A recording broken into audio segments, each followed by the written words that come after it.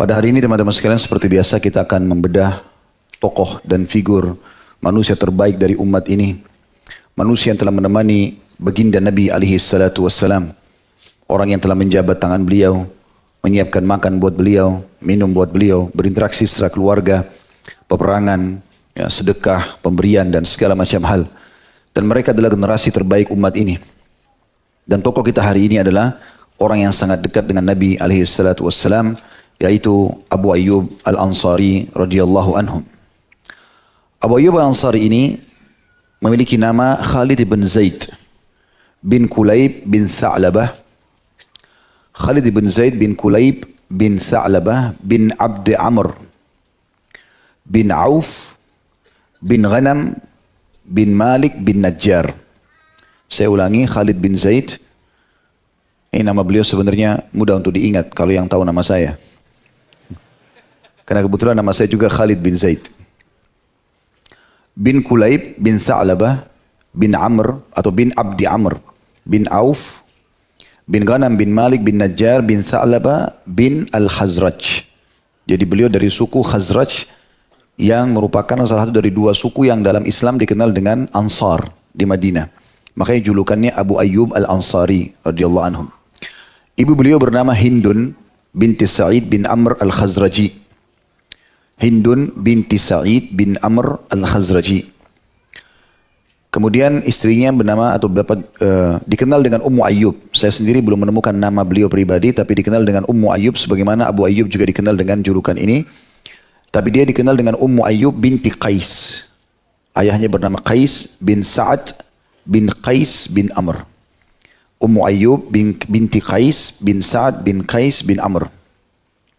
Sementara anak-anaknya sendiri sudah saya coba telusuri, ya, terutama saya penasaran dengan nama Ayyub karena beliau dipanggil dengan Abu Ayyub, maka saya belum menemukan ada nama ini di tulisan yang saya temukan ya, sebatas ilmu saya, tapi ada anak beliau bernama Abdurrahman, ya, bernama anaknya Abdurrahman, dan beberapa keterangan menjelaskan kalau Abdurrahman ini setelah itu tidak punya keturunan.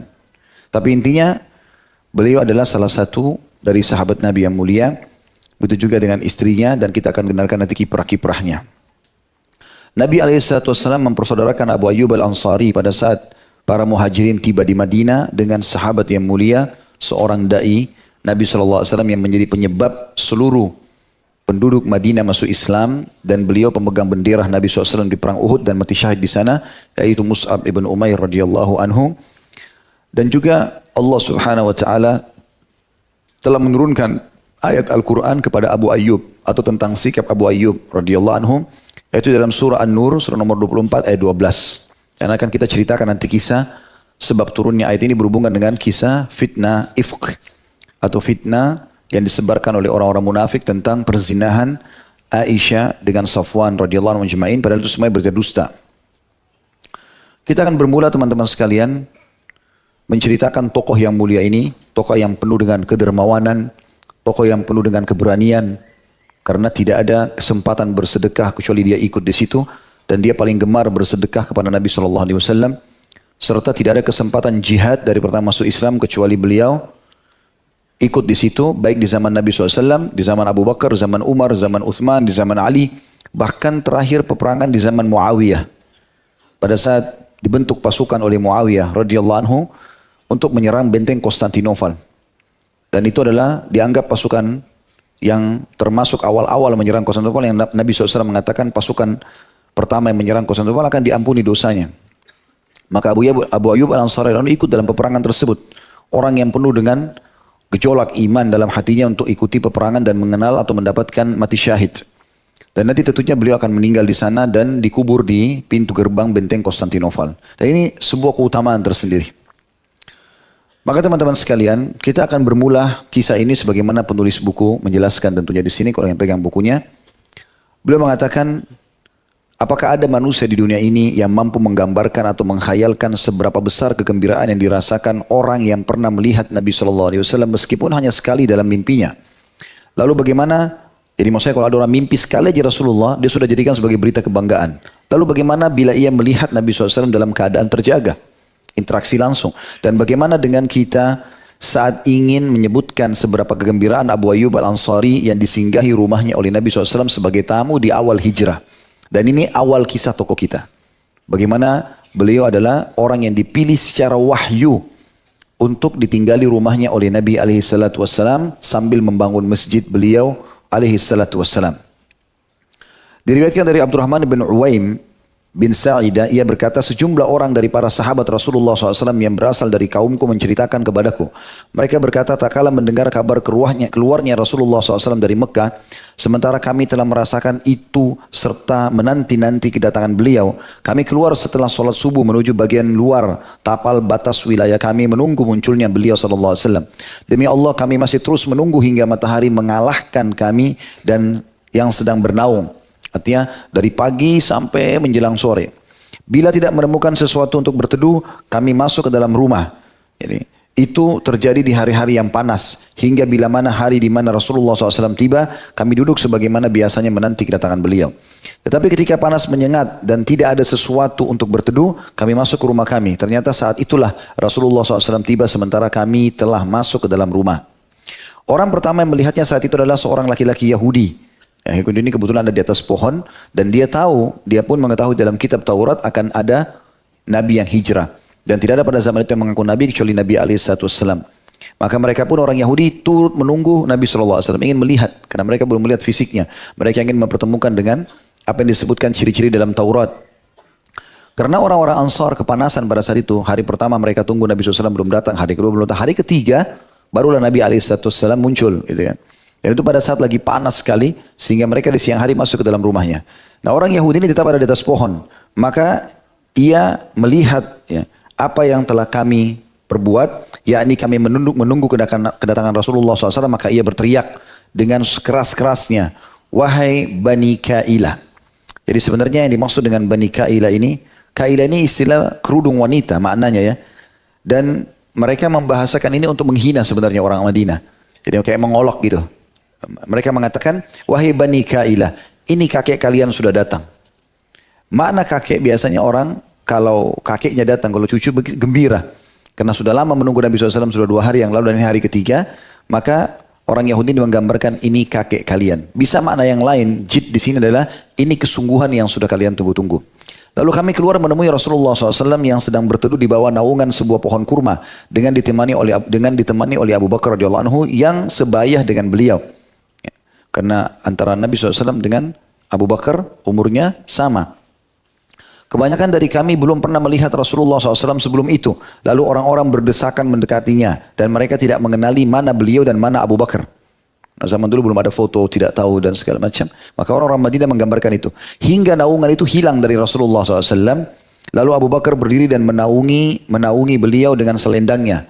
Maka tahulah kami yang mana Rasulullah SAW. Dan ini disebutkan riwayatnya dalam riwayat Bukhari.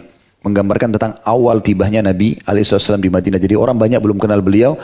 Waktu beliau masuk bersama Abu Bakar, maka sebagian mereka mengira ini adalah Rasulullah atau yang ini. Ya, sampai akhirnya pada saat Nabi SAW lagi jalan bersama dengan Abu Bakar, ada awan yang menaunginya. Kemudian setelah awan itu hilang, tersingkaplah Nabi SAW bersama Abu Bakar. Dan pada saat itu, maksudnya kena terik panas matahari. Lalu Abu Bakar mengambil selendangnya lalu menutupi kepala Nabi SAW agar tidak kena panas. Disitulah mereka mengetahui ternyata ini Rasulullah SAW karena dihormati oleh Abu Bakar. Ibnu Ishaq juga menambahkan, lalu Rasulullah SAW singgah di rumah Kulthum bin Hind atau bin Hind, saudara Bani Amr bin Auf, sebagaimana yang mereka telah sebutkan. Dan Anas bin Malik juga meriwayatkan kisah tentang kedatangan itu. Tak kala Rasulullah SAW tiba di Madinah, beliau singgah di daratan tinggi kota Madinah di sebuah perkampungan disebut dengan Bani Amr bin Auf. Lalu beliau tinggal di tempat mereka selama 14 malam. Kemudian mengutus utusan kepada Bani Najjar. Jadi waktu Nabi SAW pertama tiba di Madinah, itu beliau langsung turun di situ di pinggiran Madinah yang sekarang ada Masjid Quba. Di sana ada dikenal dengan suku Amr bin Auf. Setelah 14 hari di sana, beliau mengutus utusan kepada Bani Najjar. Lalu mereka datang dengan menghenus pedang. Seakan aku melihat Rasulullah SAW di atas tunggangannya. Sementara Abu Bakar memboncengnya dan halayak dari Bani Najjar berada di sekelilingnya. Hingga sampai di halaman milik Abu Ayyub. Jadi pada saat setelah 14 hari tiba di wilayah itu, barulah dalam riwayat ini dikatakan Nabi SAW mengutus utusan kepada Bani Najjar. Bani Najjar ini suku asli Madinah yang punya hubungan kekerabatan dengan ibu Nabi SAW, Aminah. Maka Nabi SAW memang punya dua jalur nasab. Dari penduduk Mekah, ayahnya sendiri, dan dari penduduk Madinah, ibunya sendiri. Alaihi wassalatu wassalam. Kemudian datanglah utusan dari Bani Najjar untuk menyambut Nabi SAW dan ingin membawa Nabi ke dalam inti kota Madinah. Walaupun daerah Bani Amr bin Auf tadi masuk Madinah. Tapi pintu gerbang Madinah bukan di situ. Masih lebih dekat dengan Masjid Nabawi sekarang. Setelah Bani Najjar datang menghendus pedang sambil mendampingi Nabi SAW bersama Abu Bakar, maka pada saat itulah Nabi SAW masuk menuju ke Madinah, dan setiap kali melewatin suku-suku maka mereka berlumba-lumba untuk memegang tali kekangannya sampai beliau tiba di depan rumah Abu Ayyub. Beliau mempunyai kebiasaan bila masuk waktu sholat maka beliau sholat di mana saja. Nabi SAW maksudnya boleh saja sholat di tempat penambakan kambing. Kemudian beliau memerintahkan agar mendirikan masjid. Lalu beliau mengutus utusan menemui orang-orang Bani Najjar, lalu mereka pun datang. Beliau berkata, wahai Bani Najjar, sebutkan harga kebun kalian ini kepadaku.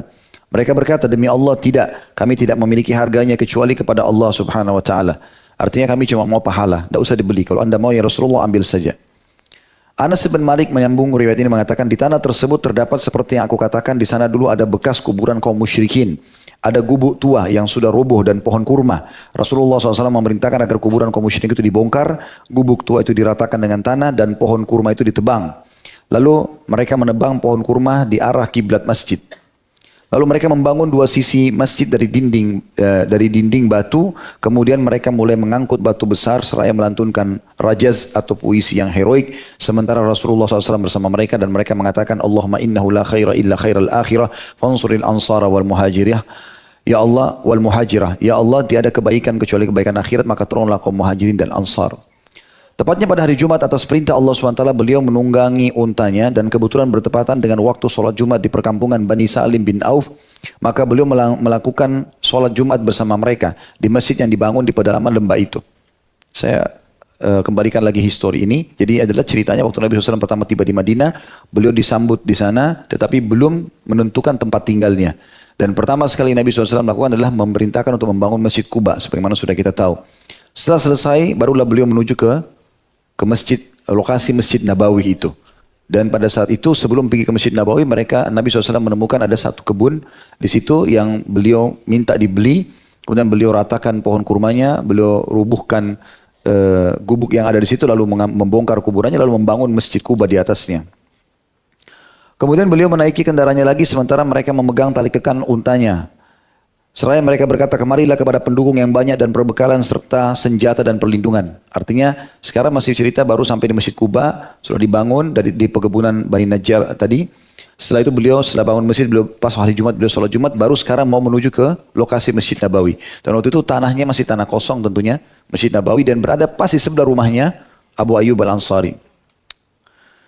Setiap kali, kata beliau, sekalipun orang-orang Ansar tidak memiliki banyak kekayaan, namun masing-masing dari mereka sangat berharap agar Rasulullah SAW singgah di rumahnya. Dan tidaklah beliau melewati rumah demi rumah milik para sahabat Ansar, melainkan mereka memegang tali kekang unta beliau SAW sambil mengatakan, kemarilah menuju pendukung yang banyak, perbekalan, senjata dan perlindungan. Sementara beliau selalu berkata kepada mereka, jangan halangi jalannya unta ini, sebab ia mendapatkan perintah. Maksudnya perintah wahyu. Nanti unta ini akan berhenti sendiri di tempat yang memang Allah sudah tentukan. Dan unta tersebut terus berjalan hingga sampai di lokasi Masjid Nabawi sekarang. Lalu duduk. Beliau tidak turun darinya hingga unta itu bangun lagi dan berjalan sedikit. Kemudian menoleh, lalu kembali ke lokasi yang pertama. Lalu duduk di tempat semula. Lalu beliau SAW turun darinya. Itu adalah di perkampungan Bani Najjar. Tadi suku Najjar yang kebetulan memang itu adalah punya hubungan kekerabatan dengan Nabi SAW. Paman-paman beliau dari pihak ibunya. Dan itu terjadi berkat taufik dari Allah Subhanahu wa taala, di mana beliau memang sangat menginginkan singgah di rumah para pamannya itu untuk menghormati mereka. Lalu orang-orang mulai menawarkan kepada beliau agar singgah di rumah mereka. Lalu Abu Ayyub Al-Ansari yang kebetulan ada di sebelah tanah tadi yang Nabi untanya duduk, ya, itu tiba-tiba datang dan langsung menuntun tali kekangan unta Nabi alaihissalatu wassalam. Padahal sebenarnya sebelumnya banyak orang yang menarik tali kekangan itu. Tapi Nabi SAW mengatakan, da'ha fa innaha ma'mura. Tinggalkan unta ini, jangan tarik karena dia punya perintah. Gitu. Jangan diganggu dah ini. Gitu.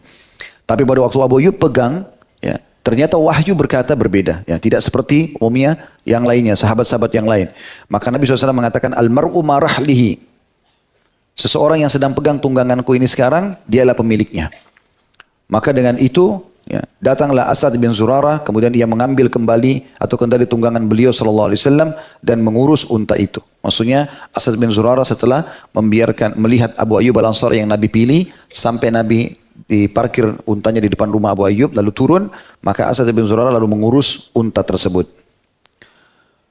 Dalam riwayat lain, dalam riwayat Bukhari, Anas mengatakan juga, Nabi SAW berkata, mana rumah keluarga kami yang paling dekat? Maka Abu Ayyub menjawab, rumahku wahai Rasulullah. Ini adalah rumahku dan ini adalah pintuku. Maka Rasulullah SAW bersabda, jika demikian siapkanlah untuk kami tempat tidur siang. Abu Ayyub berkata kepadanya, berdirilah kalian berdua atas keberkahan dari Allah Subhanahu wa Ta'ala. Artinya riwayat yang panjang tadi kita baca itu, awal kisah tokoh kita ini, bagaimana dia dipilih rumahnya oleh Nabi SAW untuk tinggal pertama kali pada saat akan membangun Masjid Nabawi, dan ini juga sesuai dengan wahyu. Jadi bukan hanya sekedar Nabi SAW menunjuknya, tapi memang dipilihkan langsung oleh Allah Subhanahu wa Ta'ala. Ini kelebihan tersendiri tentunya. Kemudian juga penulis masih membicarakan tentang masalah rumah ini, ya, yang dituruni oleh Nabi SAW, karena bukan dalam keseharian Nabi datang mampir biasa, itu pun sudah punya kemuliaan. Tapi di awal hijrah dan ditinggali oleh Nabi SAW sampai Masjid Nabawi dibangun, maka itu sebuah kemuliaan tersendiri. Kata beliau, sungguh sebaik-baik rumah, ada subjudulnya seperti itu. Bila mana rumah Al-Arqam bin Abi Arqam Al-Makhzumi merupakan cikal bakal dakwah Islam di Mekah Al-Mukarramah atau di Makkah Al-Mukarramah, maka rumah kesatria kita ini dalam lembaran ini merupakan rumah di mana angin keimanan bergerak darinya di Madinah Al-Munawwarah. Maka sungguh ia adalah sebaik-baik rumah dan sebaik-baik penghuninya.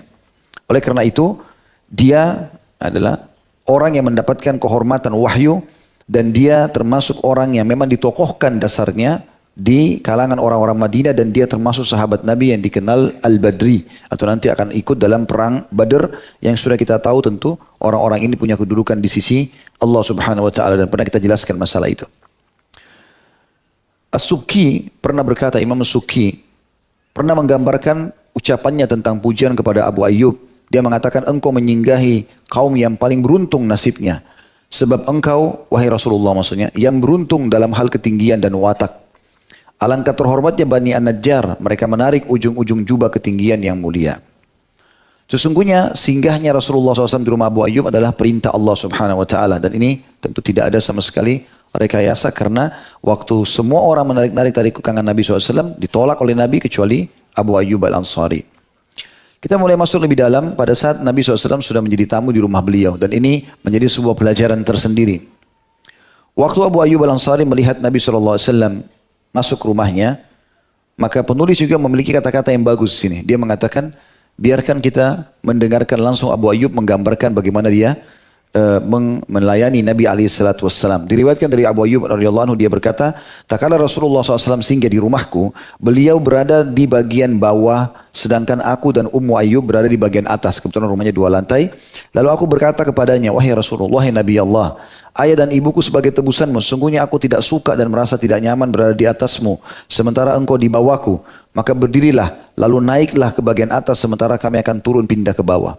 Ini tanda keimanan dari Abu Ayyub di awal pertama ketemu dengan Nabi SAW. Padahal memang Nabi yang minta untuk tinggal di lantai pertama, Abu Ayyub di atas. Tapi begitu dia naik ke atas, dia bisikin istrinya, wahai Ummu Ayyub, bagaimana bisa kita lula-lalang di lantai 2 sementara di bawah ada Rasulullah SAW. Dalam riwayat lain dia mengatakan, ya Rasulullah, aku tidak ingin ada sebutir debu pun yang menyentuh kepala anda dari pijakan kaki kami. Maka Nabi SAW mengatakan, wahai Abu Ayyub, sesungguhnya yang lebih nyaman bagi kami dan juga bagi orang-orang yang mengunjungi kami, karena Nabi tahu akan banyak tamunya alaihissalam, apabila kami berada di lantai bawah. Dan sampai sini diriwayatkan oleh Imam Muslim tentunya dalam kitab Al-Fitan. Dan juga dalam riwayat lain dikatakan bahwasanya Rasulullah SAW singgah di Madinah, beliau singgah di rumah Abu Ayyub, lalu Nabi SAW tidur di bagian bawah, sedangkan Abu Ayyub di bagian atas. Suatu malam Abu Ayyub terbangun lalu berkata kepada istrinya, kita berjalan di atas kepala Rasulullah SAW, maka ia berpindah dan tidur di bagian samping rumah. Jadi misalnya ini tempat ranjang, Nabi di bawah berpapasan satu urutan kamar sama kamar. Maka karena takutnya tidur di atas Nabi SAW, maka Abu Ayyub mengajak istrinya tidur di pinggiran kamar itu. Tak kala di pagi hari, ia menyebutkan hal itu kepada Nabi SAW. Maka beliau bersabda, bagian bawah lebih nyaman bagi kami. Abu Ayyub mengatakan, aku tidak akan naik ke atas atap di mana engkau berada di bawahnya, wahai Rasulullah. Setelah itu Abu Ayyub pun pindah ke bawah, sementara Nabi SAW pindah ke bagian atas. Dalam riwayat yang lain, Abu Ruham meriwayatkan bahwasanya Abu Ayyub juga menceritakan kepadanya, seorang tabi'in bercerita, Abu Ayyub menceritakan kepadanya, Rasulullah SAW tidur di bagian bawah rumah kami, sedangkan aku di dalam kamar. Lalu tumpahlah air di kamar, maka aku dan Ummu Ayyub mengambil kain berumbai-rumbai untuk mengelap mengikuti arah jatuhnya air. Aku turun seraya berkata, wahai Rasulullah, tidak selayaknya kami berada di atasmu. Pindahlah ke kamar. Lalu ia menyuruh membawa barang-barangnya, maka dipindahkanlah barang-barang beliau alaihissalam yang hanya sedikit. Lalu aku berkata, wahai Rasulullah, engkau biasa dikirimi makanan. Aku melihatmu makan. Bila aku melihat bekas jari-jarimu pada makanan, maka aku letakkan tanganku di situ. Yakni mencari keberkahan Nabi alaihissalam. Ya, jadi ini beberapa sekelumit cerita awal waktu Abu Ayyub tinggal atau Nabi SAW tinggal di rumah Abu Ayyub radhiyallahu anhu. Jadi dalam riwayat lain yang menggabungkan semuanya berbunyi begini. Kata Abu Ayyub, Nabi SAW turun di rumahku, kemudian aku pun menawarkan Nabi untuk tinggal, maka beliau memilih lantai bawah. Setelah aku mau tidur di malam hari di atas, aku merasa terganggu. Kenapa Nabi SAW di bawah? Aku mengatakan kepada Ummu Ayyub, kita salah ini, harusnya kita pindah. Setelah dibahasakan itu dan mereka melapor kepada Nabi SAW, Nabi menolak awalnya. Tapi setelah 3 hari atau 4 hari kejadian Nabi SAW tinggal di rumah, ternyata tumpah air kendi air yang biasa diminum oleh Abu Ayyub dan Ummu Ayyub. Dan di situ sebenarnya kasusnya musim dingin dan mereka punya selimut cuma satu. Dan mereka khawatir karena zaman dulu lantai itu tidak pakai keramik dan atau granit kayak kita sekarang, maka pakai tanah. Kalau ada tumpah air bisa bocor sampai netes ke bawah. Karena khawatir kena Nabi SAW, maka mereka semalam suntuk tidak tidur. Lalu mereka sibuk mengambil selimutnya untuk mengeringkan tanah air yang ada di tanah itu gitu, atau yang di lantai itu. Besok paginya baru melaporkan kepada Nabi alaihissalatu wassalam. Kurang lebih Rasulullah SAW tinggal di rumah Abu Ayyub 7 bulan. Di mana selama itu beliau mendapatkan pelayanan dari Abu Ayyub secara langsung hingga selesai pembangunan Masjid Nabawi di tempat di mana unta beliau duduk awalnya. Dan itu kebetulan tanah 2 orang anak yatim yang Nabi SAW beli tanah itu. Walaupun walinya tanah itu atau wali kedua anak yatim ini menghadiahkan. Kata Nabi SAW tidak. Beliau pun membeli. Jadi tanah itu betul-betul murni milik Nabi alaihissalatu wassalam. Dan pada saat itu juga Nabi SAW selain membangun Masjid Nabawi juga beliau membangun bilik-bilik atau bangunan-bangunan yang melengket di Masjid Nabawi. Rumah-rumah para ummahatil mu'minin. Dan Abu Ayyub menjadi tetangga Nabi SAW setelah pembangunan masjid itu karena memang rumah Abu Ayyub pas di sebelah masjid. Abu Ayyub senantiasa menjadi bagian dari kalangan kehormatan Ansar karena keikhlasannya dan juga dia terus saja menyiapkan makan setiap hari walaupun Nabi SAW sudah pindah di rumah sendiri, punya masjid sendiri, tetap saja Abu Ayyub menyiapkan makanan sampai menunggu Nabi SAW sudah tidak datang ya, atau memang Nabi SAW tidak membutuhkannya baru beliau memakan dengan keluarganya. Salah satu riwayat yang dikenal bahwasanya Abu Ayyub radhiyallahu anhu suka sekali menyiapkan makanan buat Nabi SAW dan ini juga bab tersendiri masalah sukanya terhadap tamu. Tapi yang secara khusus ini Nabi SAW. Ada sebuah riwayat Ibnu Abbas radhiyallahu anhu yang berbunyi, Abu Bakar pernah keluar keluar ke masjid di hari yang sangat panas. Lalu Umar melihatnya seraya berkata, wahai Abu Bakar, apa yang membuatmu keluar rumah di saat seperti ini? Siang bolong lagi panas-panas. Maka ia menjawab, tidak ada yang membuatku keluar selain aku sangat lapar, kata Abu Bakar. Umar lalu berkata, demi Allah demikian juga aku. Tidak ada yang menyebabkanku keluar selain itu. Aku pun keluar ini karena lapar, sama dengan kamu. Ketika mereka berdua sedang berbincang, tiba-tiba Rasulullah SAW keluar menemui mereka. Dan beliau bertanya, apa yang membawa kalian berdua keluar di siang bolong seperti ini? Maka keduanya menjawab, Abu Bakar sama Umar radhiyallahu anhuma, tidak ada yang mengeluarkan kami selain rasa lapar perut kami. Maka beliau menjawab, demi zat yang jiwaku di tangannya, begitu pula aku. Tidak ada yang menyebabkanku keluar di siang ini kecuali hal itu. Ikutlah bersamaku. Jadi Nabi SAW pun keluar di siang hari karena kelaparan pada saat itu. Lalu ketiganya pergi. Lalu Nabi SAW mendatangi rumah Abu Ayyub al-Ansari. Karena itu yang paling dekat dengan masjid dan Nabi tentu memilihnya sesuai dengan ya, maksud dan tujuan wahyu tentunya. Abu Ayyub radhiyallahu anhu biasa menyimpan makanan setiap hari untuk Rasulullah SAW. Bila beliau terlambat dan tidak sempat datang, ia memberikannya kepada keluarganya. Jadi selalu disiapkan dulu untuk Nabi SAW. Kalau Nabi makan ya sudah. Kalau Nabi sisanya buat keluar dia sama keluarganya. Kalau Nabi tidak makan barulah dia bagi kepada keluarganya. Tak kala mereka tiba di pintu, Ummu Ayyub keluar menemui mereka. Maksudnya Nabi SAW, Abu Bakar sama Umar. Lalu berkata, selamat datang kepada Nabi Allah dan juga orang yang bersamanya. Lalu Nabi SAW berkata kepada Ummu Ayyub, mana Abu Ayyub? Abu Ayyub yang saat itu tengah berada di kebun kurma miliknya yang tidak jauh dari rumahnya sempat mendengar suara Nabi SAW. Lalu ia segera menyongsong dengan cepat seraya berkata, selamat datang kepada Rasulullah SAW dan orang-orang yang bersamanya. Kemudian ia langsung mengatakan, wahai Nabi Allah, ini bukanlah waktu yang biasa Anda keluar dan datang. Siang bolong begini Nabi tidak pernah keluar, biasanya beristirahat. Dan dikenal dengan waktu Kailula. Di siang hari itu biasa Nabi SAW gunakan untuk istirahat. Beliau SAW berkata, kamu benar wahai Abu Ayyub. Kemudian Abu Ayyub pergi ke pohon kurmanya, lalu menebang satu tandan darinya yang berisi kurma. Isinya ada dua jenis kurma, rutab, kurma yang baru matang, dan ada busur, kurma yang belum matang benar, atau masih mengkal.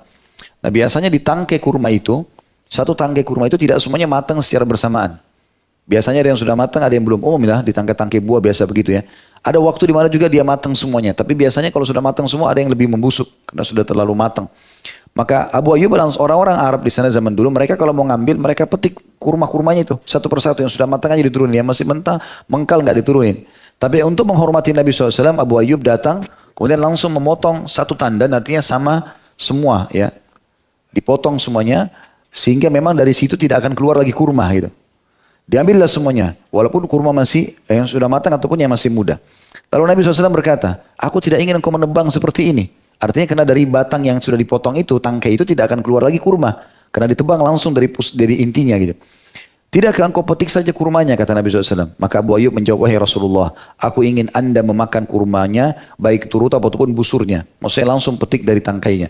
Saya tidak tahu Anda suka yang matang atau yang masih mengkal. Dua-duanya saya bawa lebih baik. Dan aku juga akan menyembelih kambing untuk Anda. Maka beliau pun sallallahu alaihi wasallam berkata, jika engkau menyembelih maka jangan yang sedang menyusui. Ini semua pembicaraan antara Nabi SAW dengan sahabat, tapi keluar hukum-hukum syar'i ya. Hukum syariah misalnya masalah menghormati tamu. Bagaimana para sahabat menghormati Nabi SAW. Kemudian sunnah mengkonsumsi kurma. Baik itu yang sudah matang ataupun belum matang, mengkal. Semua itu manfaatnya sangat baik buat kesehatan ya. Ya, sebagaimana ada satu dokter yang saya sempat lihat cuplikannya, kalau tidak salah namanya Abdul Daim dari Mesir. Dia mengadakan penelitian antara hukum dalil-dalil syar'i dengan penemuan teknologi sekarang. Jadi ada teknologi sekarang ditemukan teknologi sekarang, ternyata satu butir kurma itu sudah cukup untuk memenuhi 6% dari kebutuhan konsumsian kita. Berarti kalau hadis Nabi yang berkata siapa yang makan ajwa Madinah di pagi hari 7 butir, itu berarti dia tidak akan kena sihir dan racun. Kata beliau ada penelitian ilmiahnya itu. Berarti memang sebenarnya kalau konsumsi 7 butir kurma di pagi hari, itu berarti sudah 42% dari kebutuhan pokok badan kita sudah terpenuhi. Artinya kalau kita makan ya kurang lebih 15 atau 17 butir kurma sehari, semua kebutuhan kita sudah terpenuhi. Dengan terpenuhinya 40% lebih, maka tubuh akan selamat dari racun. Ya, secara otomatis, karena antibodi kita akan kuat. Nah Nabi SAW di sini mengkonsumsi kurma, dan ini tidak mungkin makan begitu saja. Pasti Nabi SAW memakan yang halal, dan ini sesuai dengan petunjuk wahyu. Dan kurma boleh dikonsumsi keduanya, baik itu sudah matang ataupun masih belum matang, mengkal biasanya ya. Hanya mungkin satu keadaan saja yang kurma yang belum dimakan itu kalau masih warna hijau. Tapi kalau kuning, merah, ya biasa dikenal dengan kurma-kurma balah ya, yang masih mengkal, kemudian yang sudah matang semuanya ada manfaatnya. Begitu juga dengan Nabi SAW gemar makan daging kambing.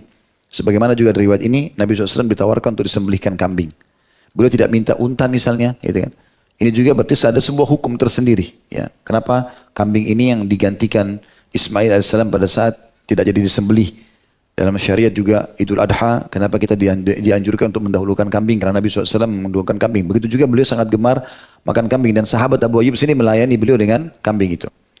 Lalu Abu Ayyub mengambil kambing muda, kemudian menyembelihnya. Setelah itu berkata pada istrinya, buatlah adonan roti untuk kami, karena engkau adalah orang yang paling mahir dalam membuat roti tersebut. Ini juga hukum tersendiri. Bagaimana seorang suami seharusnya memuji istrinya. Ya kalau memang masak segala macam. Dan mengatakan kalau memang itu makanan baik, ya sudah, berarti dipuji. Di sini untuk membuat motivasi buat istrinya Ummu Ayyub, dia mengatakan buatkan roti buat kami karena kau adalah orang yang paling mahir membuat itu. Ya. Kemudian ia mengambil separuh daging kambing muda itu untuk dimasak. Lalu mengambil yang separuh lagi untuk dipanggang. Dan Nabi SAW tidak menegur dalam masalah itu. Berarti semua ini berhubungan dengan masalah kebutuhan kita kalau konsumsi. Bisa dipanggang, bisa dimasak dengan kuah. Gitu kan. Keduanya berarti makan oleh Nabi SAW. Tak kala makanan sudah matang dan disajikan di hadapan Nabi SAW dan kedua sahabatnya, Rasulullah SAW mengambil sepotong kambing muda, dicuil, ditaruh di dalam roti, dan waktu itu dihidangkan dengan roti gandum. Kemudian ia berkata, wahai Abu Ayyub, wahai Abu Ayyub. Nabi SAW bilang kepada Abu Ayyub, bergegaslah membawa potongan ini kepada Fatimah, anak beliau, radhiyallahu anha, sebab ia belum makan seperti ini sejak beberapa hari yang lalu. Dan ini juga hukum syar'i tersendiri. Bagaimana seorang ayah atau orang tua mengingat anaknya walaupun Fatimah sudah menikah. Ini. Tetapi di sini tetap saja Nabi SAW mengingatkan kita bahwasanya anak-anak itu tetap bisa dibagikan makanan, diberikan makanan, diingat. Tak kala mereka sudah makan dan kenyang, keluarlah sebuah statement Nabi SAW tentang pentingnya bersyukur terhadap nikmat. Dan Nabi SAW mengatakan khubsun, roti gandum, walahmun, dan daging kambing seperti ini, wabusrun watamr, kurma yang masih muda dan kurma yang sudah matang, ya, warutab, ya, busur yang setengah matang, tamar kurma yang sudah mulai mendekati matang, dan rutab kurma yang sangat matang yang sampai lembut sekali. Wadama'at ainah, kemudian air mata Nabi SAW menetes setelah melihat semua itu. Pada saat kenyang, nikmat Allah begitu besar. Thumma qal, kemudian beliau bersabda, Inna hadha huwa na'imul ladhi tus'aluna anhu yawmal qiyamah. Sesungguhnya ini adalah nikmat-nikmat Allah yang pasti kalian akan ditanya, diminta pertanggungjawabannya pada hari kiamat. Artinya, di sini hukum syar'i tersendiri, kalau kita habis makan, habis minum, bahkan sebelumnya, pada saat kita masih lihat makanan itu dihidangkan di depan mata kita harus peka melihat. Ternyata Allah lah yang telah memudahkan tangan orang ini membuat. Allah lah yang telah memudahkan kita bisa menjangkau tempat itu sehingga kita bisa mengkonsumsinya. Allah yang memudahkan kita rasakan kenikmatannya, baik bau sedapnya ataupun nikmatnya di lidah dan seterusnya. Ini semua nikmat-nikmat Allah yang sangat besar. Ya Allah akan minta pertanggungjawabannya pada hari kiamat. Kemudian Nabi SAW menunjukkan sebuah hukum syar'i yang berbeda lagi setelah itu adalah membalas kebaikan orang, ya, setelah orang itu berbuat baik. Maka Nabi SAW tahu menilai kebaikan ini. Apa kata Nabi SAW kepada Abu Ayyub? Wahai Abu Ayyub, datanglah kepada kami besok hari, agar kami bisa membalas kebaikanmu ini. Kebetulan Abu Ayyub waktu itu dalam riwayat dikatakan tidak mendengarnya, maka Umar mengingatkan, wahai Abu Ayyub, Rasulullah SAW memanggilmu esok hari, dan dia ingin membalasmu. Maka Abu Ayyub mengatakan, kami pasti dengan senang hati mendatangimu ya wahai Rasulullah. Keesokan harinya Abu Ayyub pun datang menghadap Nabi SAW dan Nabi memberikan kepadanya budak perempuan kecil. Dan berkata yang biasa melayani Nabi SAW dan berkata kepada Abu Ayyub, berbaik-baiklah padanya wahai Abu Ayyub sebab kami tidak pernah melihat darinya selain yang baik-baik selama ia berada di sisi kami. Jadi budak wanita entah dari mana ini, apakah Nabi SAW membelinya atau orang memberikan, yang jelas selalu melayani Nabi SAW. Maka pada saat itu diberikanlah kepada Abu Ayyub sebagai balasan. Tentu seekor kambing dengan kurma yang dihidangkan oleh Abu Ayyub tidak seimbang dengan pemberian Nabi SAW. Tapi ini termasuk bagian dari hukum syariat kita. Kalau orang berbuat baik kita balas yang sama, ya, yang serupa atau lebih. Tidak ada bahasa membalas dengan lebih sedikit, kecuali kita tidak mampu. Jadi itu bagian daripada syariat. Makanya Nabi SAW mengatakan siapa yang berbuat baik pada kalian, balaslah yang setimpal atau lebih. Kalau dia betul-betul tidak menemukan, maka dia mendoakan sampai dia merasa telah membalas jasa kebaikan orang itu. Ya. Ada orang subhanallah, kalaupun diberi sesuatu, seperti orang melemparkan garam di lautan. Tidak ada nilainya, selalu merasa kurang. Bahkan tidak dianggap sebagai sebuah pemberian. Ya, para istri harus bertakwa kepada Allah Subhanahu wa taala. Para suami juga begitu. Para anak-anak, para sahabat yang sudah diberikan oleh pasangannya, oleh orang tuanya, oleh anaknya, oleh teman-temannya, maka dia harus bisa menilai kebaikan itu. Sampai Umar bin Khattab radhiyallahu anhu saking inginnya menilai kebaikan orang, dia mengatakan, kalau ada orang mengingatkan satu aibku, satu kekuranganku, aku akan mengenang kebaikan itu seumur hidupku. Ali bin Abi Thalib mengatakan radhiyallahu anhu, saya akan siap berkhidmah seumur hidupku bagi orang yang mengajarkan kepadaku satu kalimat. Artinya mengingatkan kepadaku, ini Ali salah, ini Ali kau sekedar ini, maka aku akan mengenang kebaikan itu sampai aku siap berkhidmah untuknya seumur hidupku. Abu Ayyub radhiyallahu anhu pulang ke rumahnya lalu membawa budak perempuan itu. Lalu Ummu Ayyub bertanya, ini milik siapa wahai Abu Ayyub? Kata Abu Ayyub, ini milik kita karena Rasulullah SAW telah menghadiahkan kepada kita. Ummu Ayyub berkata lagi, alangkah agungnya si pemberi. Itu luar biasa balasannya Nabi ini. Kita cuma kasih kemarin makan seperti itu, tapi Nabi balasnya dengan sosok budak yang bisa melayani kita seperti ini. Dan alangkah mulianya pemberiannya. Karena kebetulan yang dikasih anak perempuan ini baik, santun, gitu kan. Dalam beberapa asar disebutkan belum balik anak perempuan ini. Ya.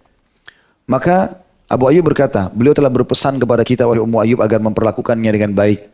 Dan ini hukum syar'i tersendiri. Berbuat baik kepada para budak. Ya. Itu ada hukum yang lain berbuat baik kepada para pembantu. Ini beda sama budak, tapi dua-duanya harus tetap berbuat baik. Karena kadang-kadang Nabi SAW menggunakan istilah hamba sahaya, bagi hamba saya, ada juga bagi pembantu Nabi SAW menggunakan istilah pembantu, tapi dua-duanya disuruh berbuat baik sama mereka. Ummu Ayyub lalu bertanya, apa yang harus kita perbuat terhadapnya hingga kita bisa melaksanakan pesan beliau, berbuat baik sama dia? Maka Abu Ayyub menjawab, demi Allah, aku tidak menemukan yang lebih baik daripada memerdekakannya. Itu yang terbaik. Maka Ummu Ayyub mengatakan, pendapatmu benar, engkau telah diberi taufik, kemudian ia membebaskannya. Ya mungkin sebagian wanita lain, kalau dia dapat pembantu seperti ini, misalnya itu budak yang bisa dipekerjakan segala macam, mungkin dia pikir lebih baik meringankan beban dia. Tapi karena iman kedua suami istri ini, akhirnya mereka mendahulukan untuk membebaskan budak itu sebagai pelaksanaan sunnah Nabi atau perintah Nabi SAW agar berbuat baik padanya. Abu Ayyub ini radhiyallahu anhu dimuliakan oleh para sahabat-sahabat Nabi yang lain. Dan dia tentu kalau kisah masuk Islamnya, dia masuk Islam pada saat diutusnya atau pada saat datangnya utusan dari Madinah. Dan beliau termasuk orang yang datang di Bai'at Aqabah yang kedua di Mekah. Kemudian setelah itu beliau masuk Islam dan akhirnya beliau sudah menunggu Nabi SAW di Madinah. Dan orang yang menjadi penyebab dia masuk Islam adalah Mus'ab bin Umair radhiyallahu anhu, di mana Nabi SAW nanti setelah hijrah ke Madinah mempersaudarakan keduanya sebagaimana disaudarakan Abdurrahman bin Auf dengan Sa'ad bin Ubadah dan seterusnya. Sahabat-sahabat banyak sekali memuliakan Abu Ayyub pada saat mereka mendengar bagaimana Nabi SAW dimuliakan oleh beliau. Di antara riwayat yang menyebutkan masalah itu disebutkan Ibnu Abbas menukil kisah atau riwayat Abu Ayyub pernah menjadi wali kota Basrah di masa Ali. Jadi setelah Ali bin Abi Thalib jadi khalifah, maka Ali menghormatinya dengan memilih Abu Ayyub sebagai wali kota di kota Basrah. Karena kedudukan dia di mata para sahabat termasuk Ali bin Thalib karena dia termasuk orang yang memuliakan Nabi SAW. Abu Ayyub pernah berkunjung kepada Ali dan kemudian amat bersungguh-sungguh dalam memuliakannya. Maksudnya Ali. Ali berkata kepadanya, aku akan membalasmu atas kesetiaanmu menjamu Rasulullah SAW. Seakan-akan Ali bilang kepada Abu Ayyub, ingat gak dulu kau siapin Nabi di siang hari bolong lagi lapar, kamu sampai potongin kurma, kamu sampai sembelin kambing gitu. Kamu masih ingat itu? Kata Abu Ayyub, iya. Aku akan sungguh-sungguh membalas kebaikanmu itu. Sekarang ini. Di zaman saya jadi khalifah maksudnya. Lalu ia memberikan kepadanya semua apa yang ada di rumahnya. Dan yang nilainya mencapai 40.000 dinar. Ya. Artinya semua di rumah Ali, apapun yang ada, semuanya dikeluarkan, kasih ke Abu Ayyub sebagai balasan atas kebaikan beliau dulu. Jadi subhanallah, Allah membalas ikram dan kemuliaan ini, yang memuliakan tamu ini, sampai setelah ya, Nabi SAW meninggal. Begitu pula disebutkan Abu Ayyub datang atau pernah mendatangi Ibnu Abbas di kota Basrah. Maka Ibnu Abbas mengosongkan rumahnya untuk mempersilahkan Abu Ayyub singgah di dalamnya.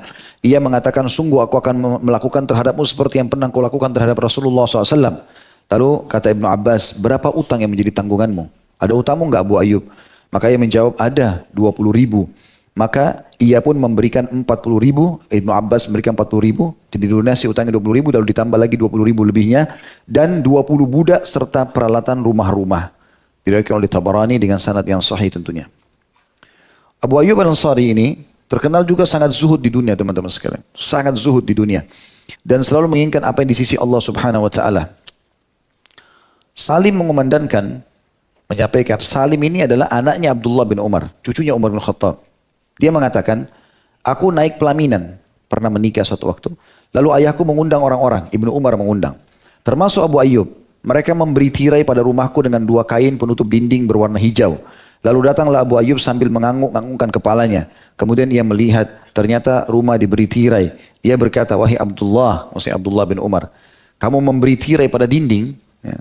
Maksudnya dinding nggak perlu dipasangkan tirai. Kenapa harus pasang tirai lagi? Mubazir gitu. Ya.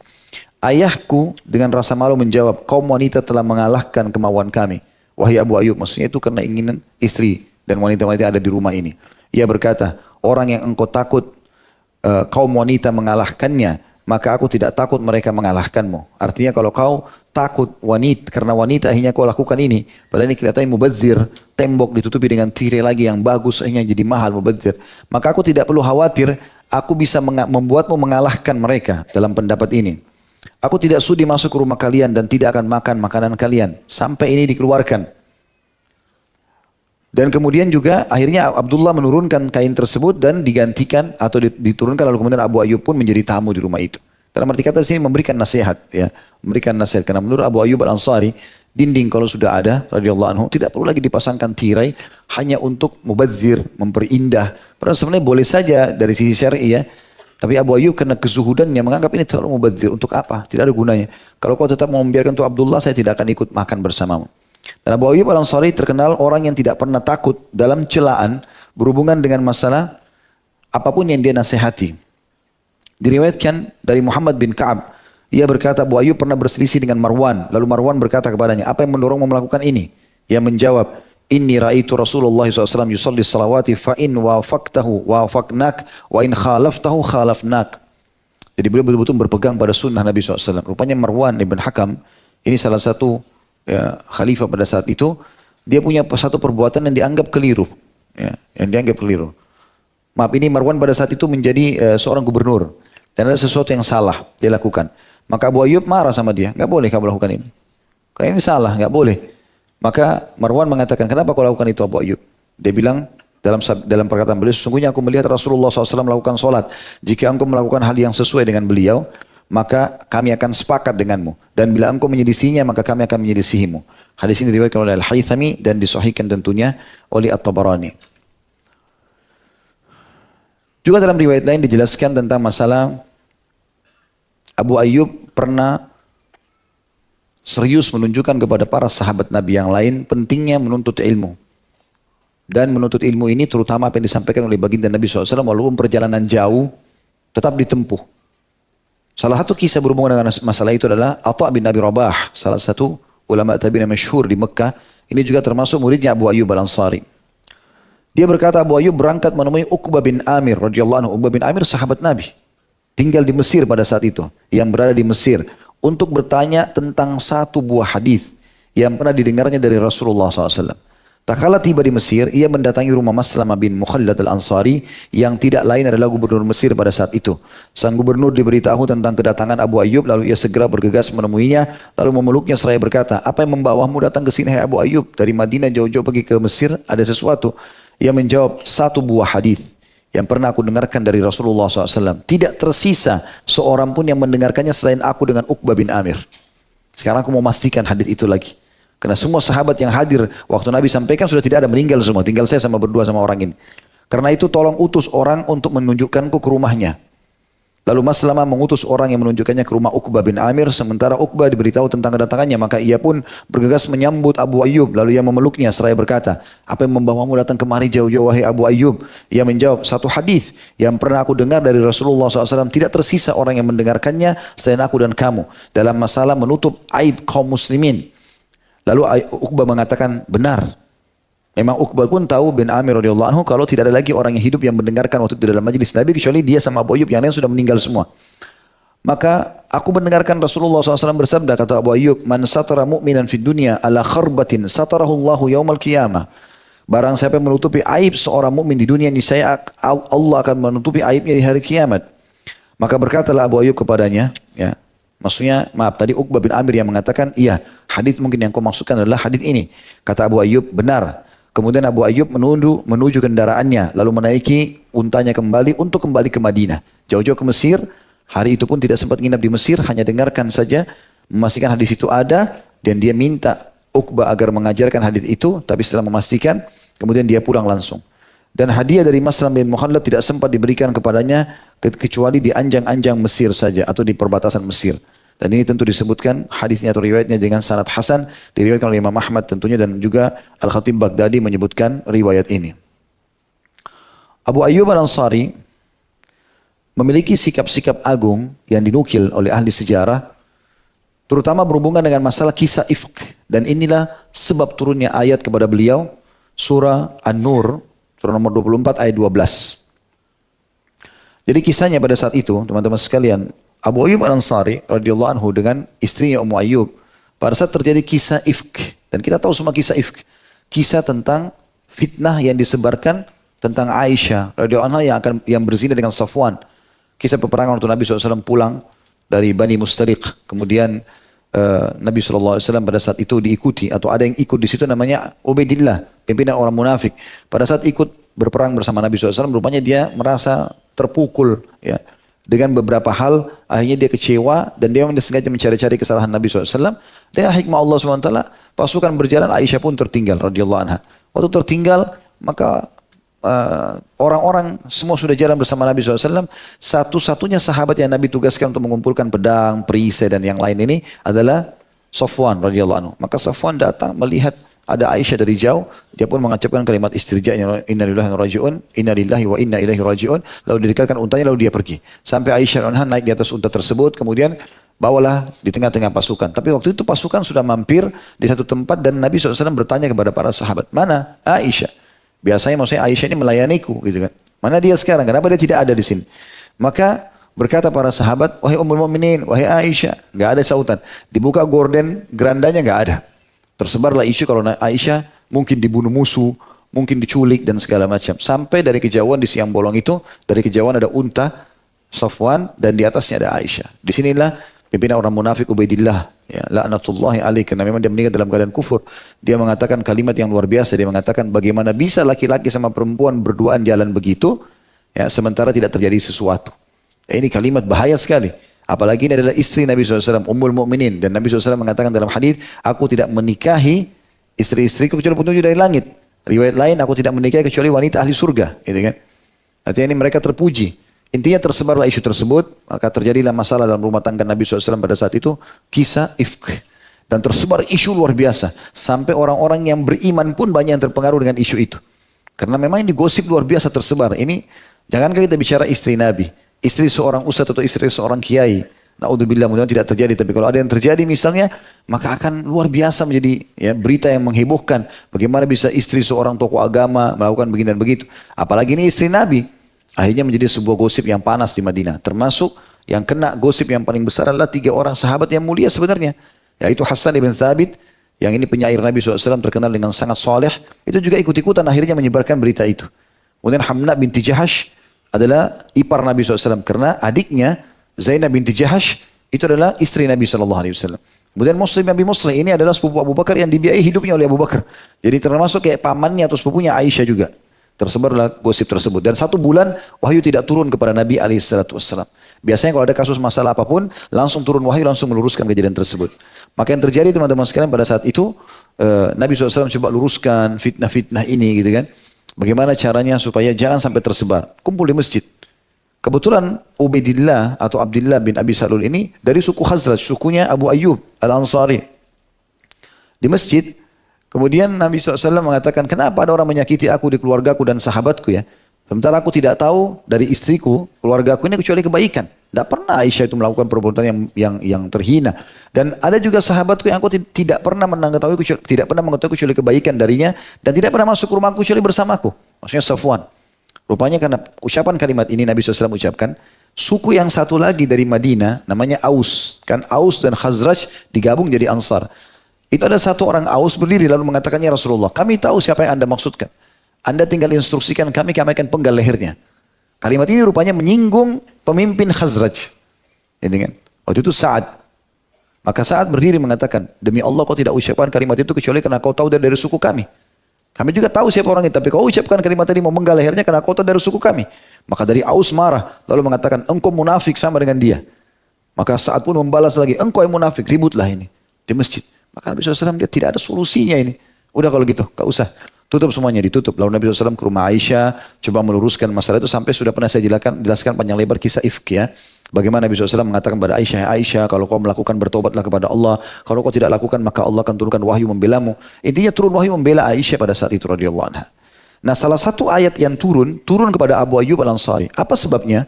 Ternyata ada yang terjadi di rumah Abu Ayyub Al-Ansari dengan istrinya Ummu Ayyub. Pada saat terjadi isu bohong itu tersebar macam-macam. Maka sempat Ummu Ayyub berkata, wahai Abu Ayyub, bagaimana pendapatmu dengan gosip masalah Aisyah ini?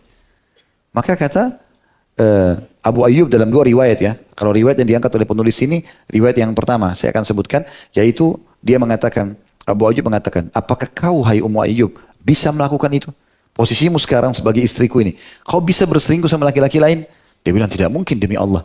Kata Abu Ayyub, demi Allah Aisyah lebih baik daripada kamu. Kalau kau saja tidak mungkin lakukan, maka tentu Aisyah lebih baik.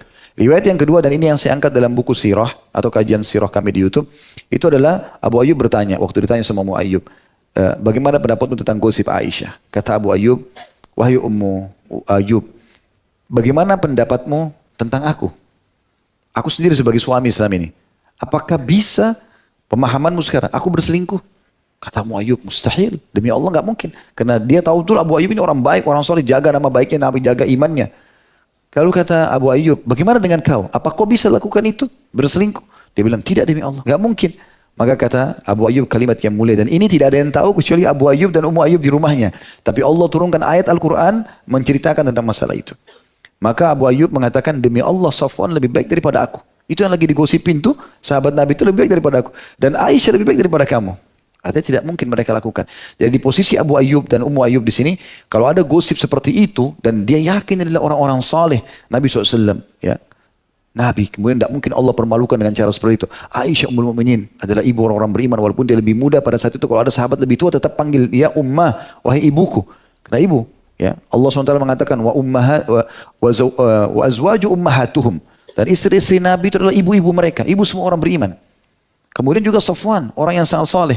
Maka dia menepis fitnah itu sambil mengatakan, bohong, nggak mungkin. Seperti itulah. Ternyata Allah puji itu. Dalam surah An-Nur ayat 12, ayatnya berbunyi, A'udzubillahi minasyaitonir rajim, turun untuk beliau tentunya. Dan ini menyebutkan tentang kemuliaan beliau dan kekal ditilawakan orang yang beriman sampai hari kiamat. A'udzubillahi minasyaitonir rajim, laula idh sami'tumuhu dhannal mu'minuna wal mu'minatu bi anfusihim khairan wa qalu hadza ifkum mubin. Mengapa di waktu kamu mendengar berita bohong itu, kata Allah, orang-orang mukmin dan mukminah tidak bersangka baik terhadap diri mereka sendiri? Gak mungkin bilang begitu. Karena gak mungkin orang ini soleh, orang ini soleh. Bagaimana bisa? Jangan kita ikut-ikut gosipin. Karena banyak orang yang mau menjatuhkan tokoh-tokoh muslim, ya, orang-orang yang baik gitu. Dan mengapa mereka tidak berkata ini adalah suatu dusta yang nyata? Jadi Allah turunkan ayat Al-Quran mendukung perkataan Abu Ayyub yang mengatakan itu bohong, gak mungkin terjadi. Keluar sebuah hukum syar'i gara-gara statement Abu Ayyub Al-Ansari radhiyallahu anhu. Turun ayat membenarkan masalah itu. Mengenai ayat ini Al-Hafidh Ibnu Katsir berkata, ayat ini turun berkenaan dengan Abu Ayyub Al-Ansari dan istrinya. Sebab Ummul Ayyub pernah berkata kepada Abu Ayyub, wahai Abu Ayyub, apakah engkau tidak mendengar apa yang dikatakan orang-orang tentang Aisyah? Ia menjawab, ya, itu dusta belaka. Apakah engkau mau melakukan hal itu, wahai Ummu Ayyub? Maka Ummu Ayyub mengatakan, tidak demi Allah, aku tidak akan melakukan itu. Maka Abu Ayyub berkata, fa Aisyatu wallahi khairum minki. Demi Allah, Aisyah lebih baik darimu, sehingga tidak mungkin ia melakukan perbuatan tersebut. Dan itulah yang membuat kenapa ayat ini turun kepada Ummu Ayyub, Abu Ayyub dan Ummu Ayyub. Bagaimana dia mendidik istrinya agar membela kemuliaan dan kesucian Nabi SAW dengan membela istri beliau. Alaihimussalatu wassalam. Berhubungan dengan masalah jihad juga begitu. Beliau tentu punya hal-hal kiprah yang sangat besar. Karena mulai dari peperangan pertama Nabi SAW, perang Badar, sampai Nabi SAW meninggal, di peperangan Abu Bakar tentang perang Riddah, juga diikuti semuanya. Peperangan Umar dalam ekspansi juga diikuti semuanya. Di zaman Utsman bin Affan tetap dia berada di barisan-barisan depan pasukan muslimin perbatasan. Di zaman Ali juga ikut menyelesaikan fitnah-fitnah yang bersama dengan Ali bin Abi Thalib. Dan juga di zaman Muawiyah terakhir tentang perang Konstantinopel. Dan yang paling menonjol adalah perang beliau di Konstantinopel itu. Disebutkan kisahnya, tentu banyak riwayat berhubungan dengan masalah itu. Waktu Muawiyah menjadi khalifah, ia mengutus putranya Yazid bin Muawiyah untuk menaklukkan kota Konstantinopel. Usia Abu Ayyub saat itu sudah sangat senja, hampir mencapai 80 tahun. Namun hal itu tidak menghalanginya untuk menghadapi musuh. Dan juga ia berkata, saya akan mengikuti musuh-musuh, saya akan memerangi musuh-musuh tersebut. Dan pada saat pasukan sedang berjalan, serta sudah berada di depan benteng Konstantinopel, serta telah terjadi kecamuk perang kecil-kecilan, maka Abu Ayyub pun sakit keras. Lalu dia memanggil Yazid yang pada saat itu panglima perang untuk menjenguknya. Dan pada saat datang, Yazid mengatakan, apa yang anda butuhkan wahai sahabat Rasulullah? Maka ia mengatakan, jika aku mati, jangan kuburkan aku di sini, tapi angkutlah aku dan carilah celah masuk ke tanah musuh sebisahmu. Pikul nanti jenazahku, jangan tanam sembarangan, cari tempat yang paling jauh terakhir pasukan bisa jangkau, lalu kubur aku di dalam sana. Lalu kemudian, jika engkau tidak menemukan celah masuk, maka kuburlah aku. Kemudian pulanglah. Tak kala ia wafat, maka jenazah pun diangkat, kemudian dibawa pergi. Kemudian dikuburkan. Lalu ia sempat melantunkan firman Allah SWT sebelum meninggal. Infiru khifafan wa thiqala. Berangkatlah kamu berperang itu dalam keadaan ringan ataupun merasa berat. Surah At-Taubah ayat 41. Kata Abu Ayyub, aku tidak mendapati diriku selain merasa ringan dan berat. Jadi setiap kali jihad, pasti dari awal aku ikut berperang, ada saja saatnya aku merasa ringan, aku ikut, ada saatnya aku merasa berat. Tapi Allah mengatakan, berperanglah kalian dalam kondisi kalian ringan ataupun berat. Di dalam riwayat lain dikatakan, Abu Ayyub Al-Ansari, laki-laki yang mulia ini, ikut berperang bersama pasukan Yazid karena ingin mengejar keutamaan-keutamaan penyerangan Konstantinopel. Karena ini termasuk tempat yang dijanjikan oleh Nabi SAW setelah beliau meninggal nanti. Karena beliau bersabda kalian akan membebaskan Konstantinopel. Banyak riwayat berhubungan dengan masalah itu. Bahkan Nabi SAW mengatakan sebaik-baik pemimpin pada saat itu dan sebaik-baik pasukan pada saat itu. Maka berlumba-lumbalah orang untuk membentuk pasukan menyerang Konstantinopel. Di antaranya di zaman Muawiyah radhiyallahu anhum ajma'in. Pada saat itu Abu Ayyub ikut. Di awal-awal pemicu peperangan, sudah sampai di benteng tersebut, maka Abu Ayyub pun sakit parah. Kemudian dia memanggil Yazid sambil mengatakan, wah Yazid, bila seandainya aku mati, jangan kuburkan aku, kecuali engkau telah ikut dalam peperangan tersebut. Maksudnya sudah menyerang. Setelah engkau berperang, mana tanah yang paling jauh kau bisa kuasai dan jangkau, di situ kubur aku. Maka besok harinya, malam hari itu meninggal Abu Ayyub radhiyallahu anhu. Maka besok paginya Yazid menginstruksikan pasukannya untuk mengkafani Abu Ayyub lalu memikul jenazahnya. Rupanya di pasukan muslim ini ada yang menyisip pasukan kafir. Dia bisa berbahasa Arab lalu dia berbaur dengan pasukan muslimin. Dia pakai baju muslim segala macam, dia menyelip. Tahu dia tanya, siapa orang itu? Kata para orang-orang yang hadir di situ, apa kau tidak tahu itu jenazah yang mati? Dia bilang tidak. Itu adalah sahabat Rasulullah SAW Abu Ayyub Al-Ansari. Kata orang Nasrani ini, kebetulan dia orang Romawi kan, Konstantinopel itu Romawi. Dia mengatakan, kenapa dia ikut? Kenapa jenazah gak dikubur saja? Dia bilang dia ingin ikut berperang. Itu kan, jenazah ikut berperang. Dikubur di tempat terakhir di mana pasukan kami menguasai wilayah ini. Maka orang ini pulang menyampurkan kepada kaisarnya, dia mengatakan, sungguh kaum yang sedang kita lawan ini tidak bisa kita kalahkan. Jangankan orang hidupnya, orang matinya pun ikut berperang. Itu. Dan itu kisah yang masyhur dari beliau radhiyallahu anhu. Ibnu Sa'ad juga menceritakan bahwasanya Abu Zabyan, ia berkata Abu Ayyub ikut berperang lalu jatuh sakit. Kemudian ia berkata, jika aku mati maka bawalah aku. Jika kalian bertempur melawan musuh, maka lemparkan aku di bawah kaki-kaki kalian. Jadi kalau misalnya kalian lagi melawan musuh, supaya nggak jadi beban, taruh saya di bawah saja. Kalian berperang saja. Tapi jenazah, ya, ada penyebabnya nanti. Dia mengatakan, lemparkan aku di bawah kaki-kaki kalian. Adapun denganku, maka aku akan menceritakan kepada kalian sebuah hadis dari Rasulullah SAW. Ya, aku dengar langsung. Nanti kalau kalian bawa jenazahku, kalau aku mati nanti, kalau kalian letakkan aku, maka aku sebelum meninggal jadi jenazah akan sampaikan kepada kalian sebuah hadis Nabi. Man mata la yusyrik billahi syai'an dakhala al-jannah. Siapa yang mati dalam kondisi tidak menyekutukan Allah sesuatu pun, maka ia akan pasti masuk surga. Sungguh itu adalah kerinduan dan membahaya. Sungguh itu adalah kerinduan yang aku inginkan. Maka aku ingin mati tidak berbuat syirik kepada Allah SWT dan mati di dalam kancah peperangan. Maka para orang-orang pun memikul jenazahnya di pagi hari dan membawanya. Pada saat mereka sedang menyerang musuh berkecamuk, maka dia pun ditaruh di situ. Dalam riwayat lain, Al-Asma'i mengatakan dari ayahnya bahwasanya Abu Ayyub dikuburkan bersamaan dengan puing-puing pagar Konstantinopel yang sempat diserang oleh kaum muslimin. Ketika di pagi hari berkatalah orang-orang Romawi, wahai bangsa Arab, sepertinya semalam ada sesuatu yang besar di tengah-tengah kalian. Karena kalian kayaknya heboh benar nih. Ada masalah sesuatu. Kata mereka, telah wafat seorang lelaki dari para sahabat besar Nabi kami. Demi Allah, jika kuburannya dibongkar, maka tidak akan ada lonceng yang dibunyikan lagi di negeri Arab. Bila mengalami peceklik, orang-orang Konstantinopel membuka kuburannya lalu turun hujan atas mereka. Hadis ini disebutkan Ibnu As-Sakir dan disebutkan juga dalam Syiar A'lamul Nubala.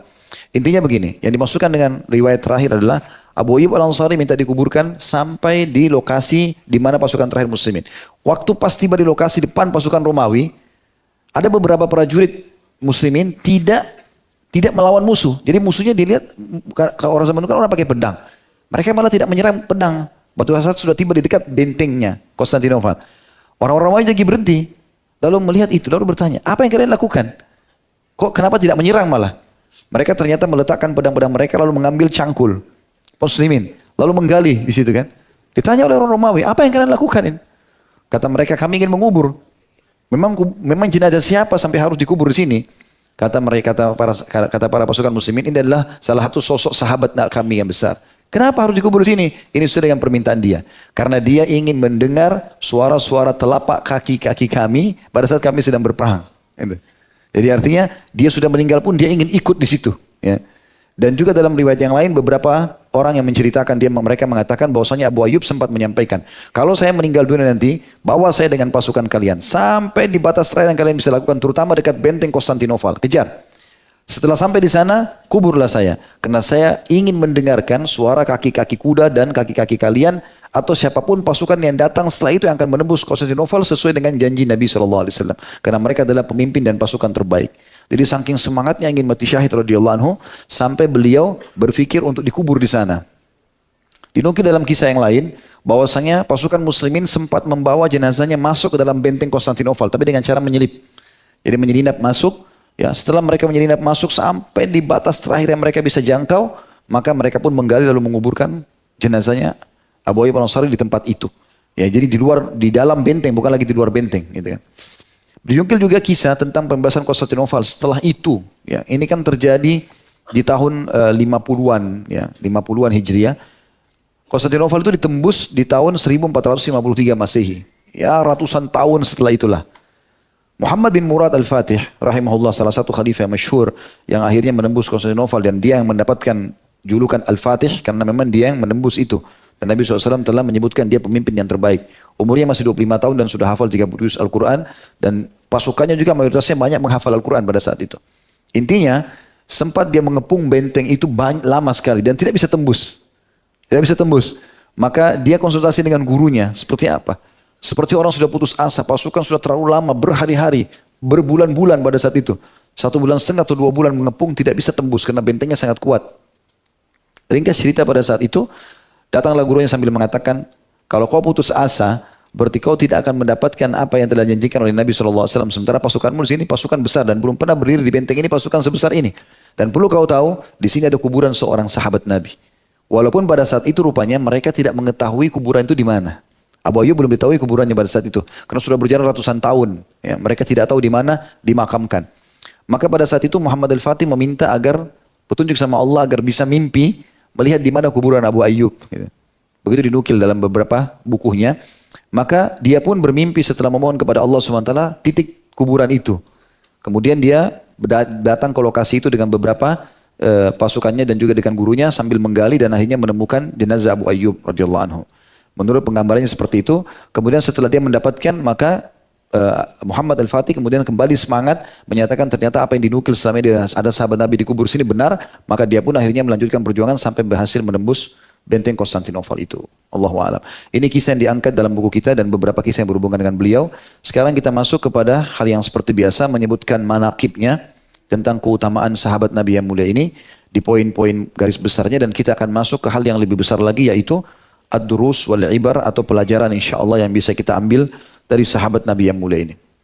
Yang pertama teman-teman sekalian yang kita bisa ambil dari manaqibnya atau keutamaan sahabat Nabi yang mulia ini adalah dia termasuk orang yang pertama masuk Islam di awal-awal Islam, dan ini perkara yang sangat besar di dalam Islam tentunya karena dia menjadi atau tergolong salah satu sahabat Nabi alaihi salatu wassalam.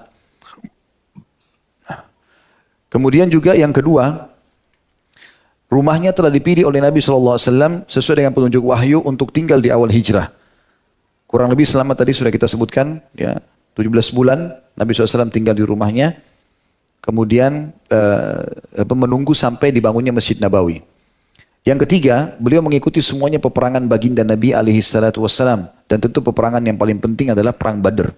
Ya, Perang Badr ini sudah cukup, karena kalau beliau atau sahabat yang hadir di Badr, cukup sabda Nabi SAW kepada Umar bin Khattab tentang kisah Hatib bin Abi Balta'ah. Hatib bin Abi Balta'ah ini adalah seorang sahabat Nabi hadir di Badr, kemudian waktu Nabi SAW menyerang kota Mekah, Nabi merahasiakan penyerangan itu, kecuali kepada beberapa sahabat. Ada satu orang sahabat namanya Hatib bin Abi Balta'ah ini, punya istri dan anak ada di Mekah dan ada hartanya. Dia takut nanti kalau muslimin menyerang ke sana, lalu orang-orang kafir ini berhasil mempertahankan dan dia tahu umat Islam menyerang, diambillah istri sama anaknya atau dibunuh atau hartanya diambil. Dia ketakutan, maka dia bayar seorang wanita musyrikah, wanita kafir untuk bawa surat membongkar penyerangan Nabi SAW. Maka Nabi SAW menyuruh Ali bin Abi Thalib, kemudian Abu Marthad dan juga Zubair bin Awam, 3 orang sahabat Nabi yang mulia untuk mengejar perempuan itu. Ya, di sebuah tempat menuju ke Mekah, lalu ditemukan perempuan tersebut, ditemukanlah akhirnya surat itu. Kata surat itu betul. Waktu dilaporkan kepada Nabi SAW, dipanggillah Hatib Nabi Bata. Mau dihakimi oleh Nabi SAW, mau ditanya, kenapa kau buat ini gitu. Tapi sebelum Nabi SAW tanya, ada Umar situ. Lalu Umar mengatakan, ya Rasulullah, dia telah berkhianat terhadap Allah dan Rasulnya, serta kaum mukminin. Izinkan saya penggal lehernya. Ya. Karena Umar selalu, ya, habisin saja, selesai gitu. Jadi nggak ada masalah. Makanya saya sering bilang, kalau Umar hidup di zaman kita sekarang banyak yang hilang lehernya. Yang jelas teman-teman sekalian, pada saat itu Nabi SAW mengatakan, hai Umar, apakah kau lupa kalau dia termasuk ahli Badr? Ya. Lalu Nabi SAW tanya awalnya Hatib, kenapa kau lakukan itu Hatib? Kenapa kau lakukan ini? Perbuatan membongkar penyeranganku ke Mekah ini masalah besar ini. Maka Hatib mengatakan, ya Rasulullah, semua sahabat anda di sini punya kerabat di Mekah yang membela kerabat-kerabat mereka. Saya nggak punya. Saya tadinya, saya tidak pernah niat ingin berkhianat. Tapi saya tahu itu salah. Sekarang saya sadari itu. Cuma memang tidak ada niat yang lain kecuali hanya untuk membela keluarga saya. Dan saya tahu anda akan menang tadinya, nantinya. Maka Nabi SAW mengatakan dia telah benar. Orang ini jujur, dia berkata. Jangan ada yang menyalahkan dia mulai hari ini. Jangan ucapkan kalimat buruk tentang dia. Maka pada saat itu pun Nabi SAW mengatakan, hai Umar, apakah kau tetap Umar mengatakan, ya Rasulullah telah berkhianat. Ya, biarkan saya penggal lehernya, maksudnya kalau mau eksekusi, saya yang disuruh ya Rasulullah. Kata Nabi SAW, hai Umar, apakah kau tidak sadar dia termasuk penghuni Badar? Dan apakah kau lupa kalau Allah telah berfirman kepada ahli Badar, berbuatlah semau kalian karena kalian sudah aku tunjukkan atau sudah tentukan masuk surga, atau aku sudah ampuni dosa-dosa kalian. Maka Umar pun menangis radhiyallahu anhu sambil mengatakan Allah dan Rasulnya lebih mengetahui. Tapi di sini teman-teman sekalian, ternyata ahli Badar punya kedudukan tersendiri. Ya. Maka Abu Ayyub termasuk satu ahli Badar yang artinya dijamin surga baginya dan juga dia termasuk yang diampuni dosa-dosanya. Walaupun berbuat salah setelah itu pun diampuni dosanya. Setelah itu juga yang keempat, ya, tentu yang pertama tadi termasuk awal masuk Islam, yang kedua rumahnya dipilih oleh Nabi SAW untuk bertamu sesuai dengan panduan wahyu, yang ketiga dia mengikuti semua peperangan Nabi SAW, yang paling besar adalah Badar. Yang keempat, turun kepadanya surah An-Nur, surah nomor 24 ayat 12 tentang kisah Ifk tadi, ya, fitnah zinanya Aisyah dengan Safwan radhiyallahu anhu juma'in. Kemudian yang kelima, dia telah ikhlas, ya, melayani Nabi SAW, maka Allah pun membalasnya. Allah pun membalasnya dengan penghormatan Ali dan Ibnu Abbas radhiyallahu anhuma tentang kepada beliau. Sebagaimana tadi kita sudah tahu, Ali bin Abi Thalib memberikan seluruh isi rumahnya, Ibnu Abbas memberikan kepadanya 40 dirham dan 20 budak dan seterusnya. Yang keenam, dia termasuk orang yang wara, ya, dan berpegang teguh pada sunnah. Wara ini artinya orang yang teguh dalam kebenaran. Ya. Kalau benar-benar, seperti kasus tadi misalnya dia menegur Abdullah bin Umar tentang masalah tirai di rumahnya, gitu kan. Dan berpegang pada sunnah Nabi pada saat dia menegur Marwan tadi. Ya, gubernur, dia tegur kenapa buat ini salah, dan dia mengatakan, saya ini sudah pernah orang yang pernah sholat bersama Nabi loh, dan saya tahu apa semua yang Nabi perintahkan dan Nabi larang. Kalau kau sepakat dengan Nabi, kau kerjakan apa yang Nabi pernah perintahkan, maka kami akan mendukung. Tapi kalau kau bertolak belakang, kami akan melawanmu. Gitu. Kemudian yang ketujuh, dia termasuk orang yang sangat ikhlas dalam menuntut ilmu, dan bagaimana dia mempertahankan sebuah hadis saja yang dia jalan jauh-jauh dari Madinah ke Mesir. Pada saat itu mengambil waktu kurang lebih sebulan sampai sebulan setengah. Ya. Perjalanan tanpa nginap di Mesir, bahkan tidak sempat mengambil hadiah yang diberikan oleh wali kota atau gubernur Mesir pada saat itu, hanya untuk mendengarkan hadis tadi yang dia pastikan. Dan dia telah menukil atau dinukil darinya kurang lebih 155 hadis. Jadi Abu Ayyub termasuk meriwayatkan hadis sekitar 155 hadis, dan ada 7 buah hadis muttafaqun alaih diriwayatkan Bukhari Muslim. Dan juga sisanya adalah hadis-hadis yang sahih. Kemudian yang kedelapan, dia telah mati syahid, ya, di perang menembus benteng Konstantinopel di tahun 52 Hijriah. Dan pada saat itu umurnya sudah mencapai 80 tahun.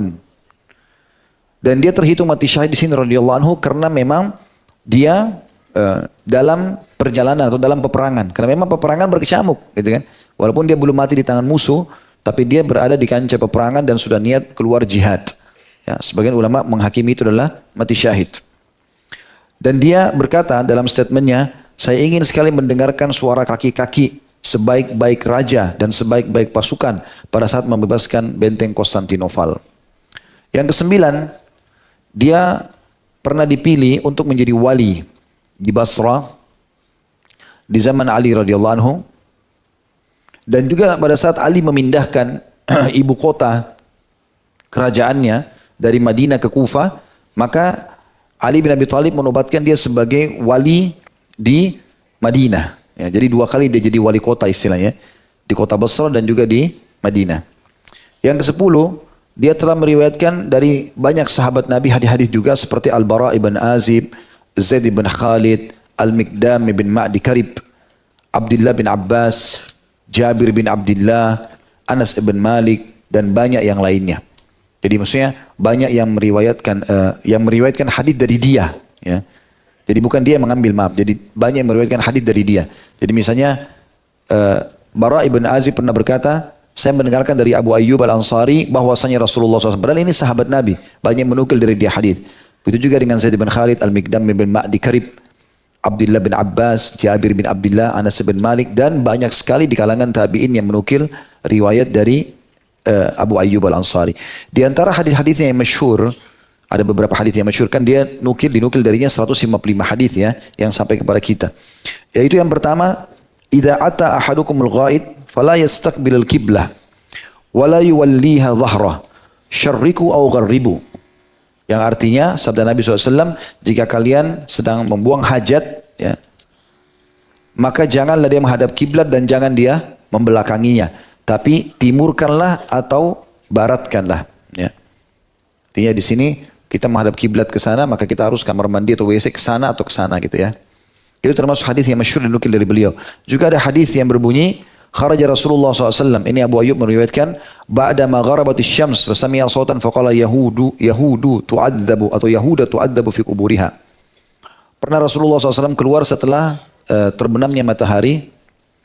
Kemudian beliau mendengarkan suara-suara yang gemuruh. Lalu beliau bersabda, itu suara orang-orang Yahudi yang sedang disiksa di kuburnya. Juga ada hadis yang masyhur yang beliau nukil, dari beliau diriwayatkan, la yahillu li muslimin an yahjura akhahu fawqa thalatha. Tidak layak seorang muslim itu memboikot atau memusuhi saudaranya lebih dari 3 hari. Yaltaqiyani fayasuddu hada wa yasuddu hada wa khairuhuma alladhi yabda'u bis salam. Yang ini, ya, mereka berdua saling bermusuhan. Yang ini menemui temannya, dia membuang muka, yang itu juga membuang muka, dan sebaik-baik dari keduanya adalah yang memulai mengucapkan salam. Nah, ini kurang lebih 10 manaqib atau keutamaan beliau radhiyallahu anhu yang sempat kami susun tentunya. Kita akan masuk sekarang yang lebih dalam lagi. Yang penting kita ambil adalah pelajaran-pelajaran dari hidup beliau. Ad-durus wal ibar. Yang pertama, keutamaan orang yang masuk Islam di awal-awal. Ya, tepatnya para sahabat tentu. Ridwanullahi alaihim.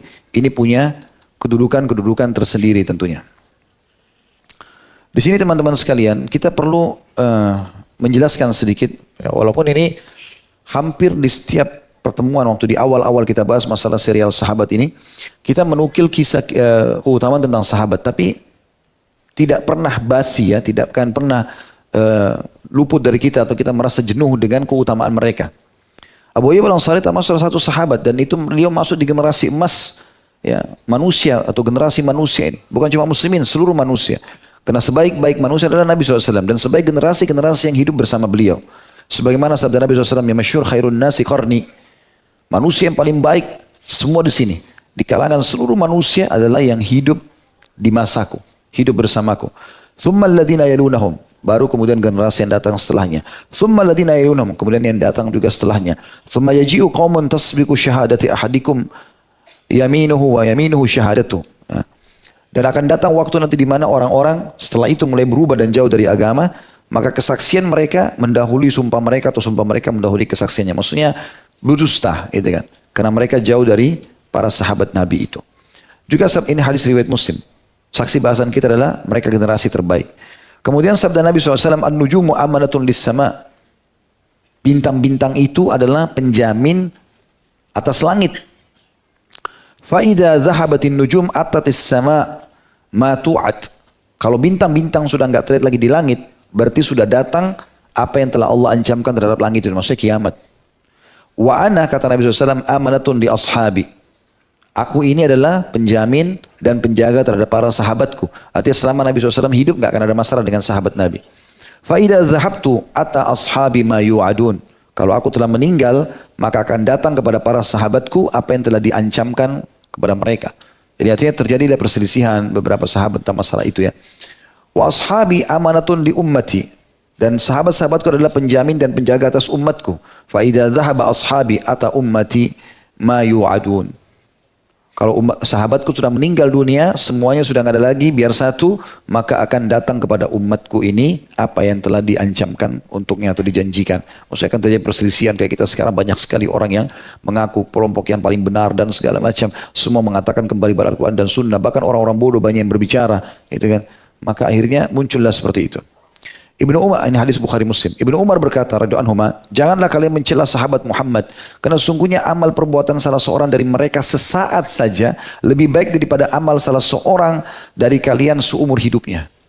Jadi Ibnu Umar mengingatkan kita semuanya. Ini beliau berkata di depannya para tabi'in. Orang-orang yang masih generasi dekat dengan para sahabat. Jangan kalian pernah mencaci maki para sahabat Nabi. Walaupun kalian mendengarkan sesuatu yang salah dari tentang mereka, jangan kalian ikut-ikutan. Karena perbuatan baik mereka satu saja sesaat lebih baik daripada amal kalian seumur hidup. Ini riwayat sahih dinukil Imam Ahmad dan Ibnu Majah. Abdullah bin Mas'ud juga berkata radhiyallahu anhu, barang siapa di antara kalian ingin mengikuti sunnah, maka ikutilah sunnah orang yang sudah wafat, karena orang yang masih hidup tidak ada jaminan selamat dari fitnah atau kesesatan. Yang saya maksudkan, kata beliau, yang sudah wafat adalah para sahabat-sahabat Nabi Muhammad SAW. Mereka adalah generasi terbaik umat ini, yang paling baik hatinya, paling dalam ilmunya, yang tidak mengada-ngada, kaum yang telah dipilih jadi sahabat nabinya dalam menegakkan agamanya. Kenalilah keutamaan mereka, ikutilah jejak mereka. Jadi keutamaan mereka dan ikuti jejak mereka ya salah satunya seperti yang kita bahas sekarang. Kita coba tahu namanya, tahu anaknya, tahu istrinya, apa keutamaannya, adakah ayat yang dia lakukan, apa yang Nabi SAW pernah sampaikan tentang beliau, dan kemudian juga pelajaran yang bisa kita ambil. Ini kata Ibnu Mas'ud, salah satu penyebab kita tabligh akbar ini karena menjalankan perintah beliau ini. Radhiyallahu anhu. Beliau mengatakan ini, kenalilah keutamaan-keutamaan para sahabat itu, ikutilah jejak-jejak mereka, serta berpegang teguh pada akhlak dan agama mereka semampu kalian karena mereka berada di jalan yang lurus. Maksudnya sampai meninggal, jagalah itu. Yang dinukil dari Ibnu Abdul Bar dalam kitab Jami'ul Bayan jilid 2 halaman 97 dan Abu Nuaim dalam Kitabul Hilya di halaman jilid 1 halaman 305. Juga yang paling masyhur tentang masalah ini adalah firman Allah Subhanahu wa taala, ya, yang memuji para sahabat. Itu banyak sekali keutamaan mereka ya. Ini saya cuma nukil saja untuk mengingatkan kita kembali kenapa kita belajar tentang mereka, kenapa kita luangkan waktu duduk seperti ini. Karena kita ingin mendengar orang-orang yang terbaik dan kita ikuti langkah-langkah mereka. Kata Allah SWT dalam surah At-Taubah surah nomor 9 ayat 100 tentang para sahabat semuanya. A'udzu billahi minasyaitonir rajim. Was-sabiqunal awwaluna minal muhajirin wal ansar. Orang-orang yang pertama yang masuk Islam dari kaum muhajir dari Mekah dan Ansar di Madinah. Walladzina ittaba'uuhum bi ihsan. Dan orang-orang yang sengaja mengikuti mereka dengan cara yang baik. Pelajari tentang kehidupan mereka. Jadi sebenarnya mempelajari sahabat ini dan mengikuti jejak mereka itu perintah Allah. Apa yang Allah janjikan? Radhiyallahu anhum wa radu'an. Allah ridho dengan mereka-mereka itu. Siapa mereka? Para sahabat dan yang mengikuti sahabat. Kena dikatakan walladzina ittaba'uuhum bi ihsan. Dan orang yang mengikuti mereka dengan cara baik. Wa radu'an. Jadi Allah sudah ridho kepada mereka, mereka pun ridho kepada Allah. Terus ditambah lagi. Wa'adda lahum jannatin tajri tahtal anharu khalidina fiha abada. Dan Allah pasti janjikan dan masukkan mereka semua ke dalam surga yang di bawahnya mengalir sungai-sungai dan mereka akan kekal di dalamnya selama-lamanya. Dzadzikal fawzul azim. Itulah kemenangan yang besar. Dan ayat ini sangat nyata bagi orang beriman, sangat jelas bagi mereka kalau semua sahabat dijamin masuk surga. Dan semua orang yang mengikuti sahabat juga akan dijamin masuk surga. Asal mengikuti perilaku, sikap mereka, perbuatan-perbuatan mereka dan seterusnya. Yang kedua teman-teman sekalian, pelajaran yang kita ambil adalah pentingnya melayani dan menghormati tamu. Bagaimana Abu Ayyub Al-Ansari adalah orang memang dasarnya kata sebagian ulama punya fitrah suka dengan tamu. Dan gara-gara itulah atau sebab itulah Allah Subhanahu wa taala memilih rumahnya dan dia menjadi penjamu Nabi Muhammad sallallahu alaihi wasallam. Dan ini perintah Nabi SAW. Jadi itu contoh dalam sikap Abu Ayyub dan kita diperintahkan untuk melakukan perbuatan itu. Ya. Disebutkan dalam hadis Bukhari yang masyhur, "Man kana yu'minu billahi wal yawmil akhir falyukrim dhaifah." Siapa yang mengaku beriman kepada Allah dan hari akhir, atau makna lainnya, siapa yang ingin bertemu dengan Allah, masuk surga, maka dia harus mengikram tamunya, melayani tamunya.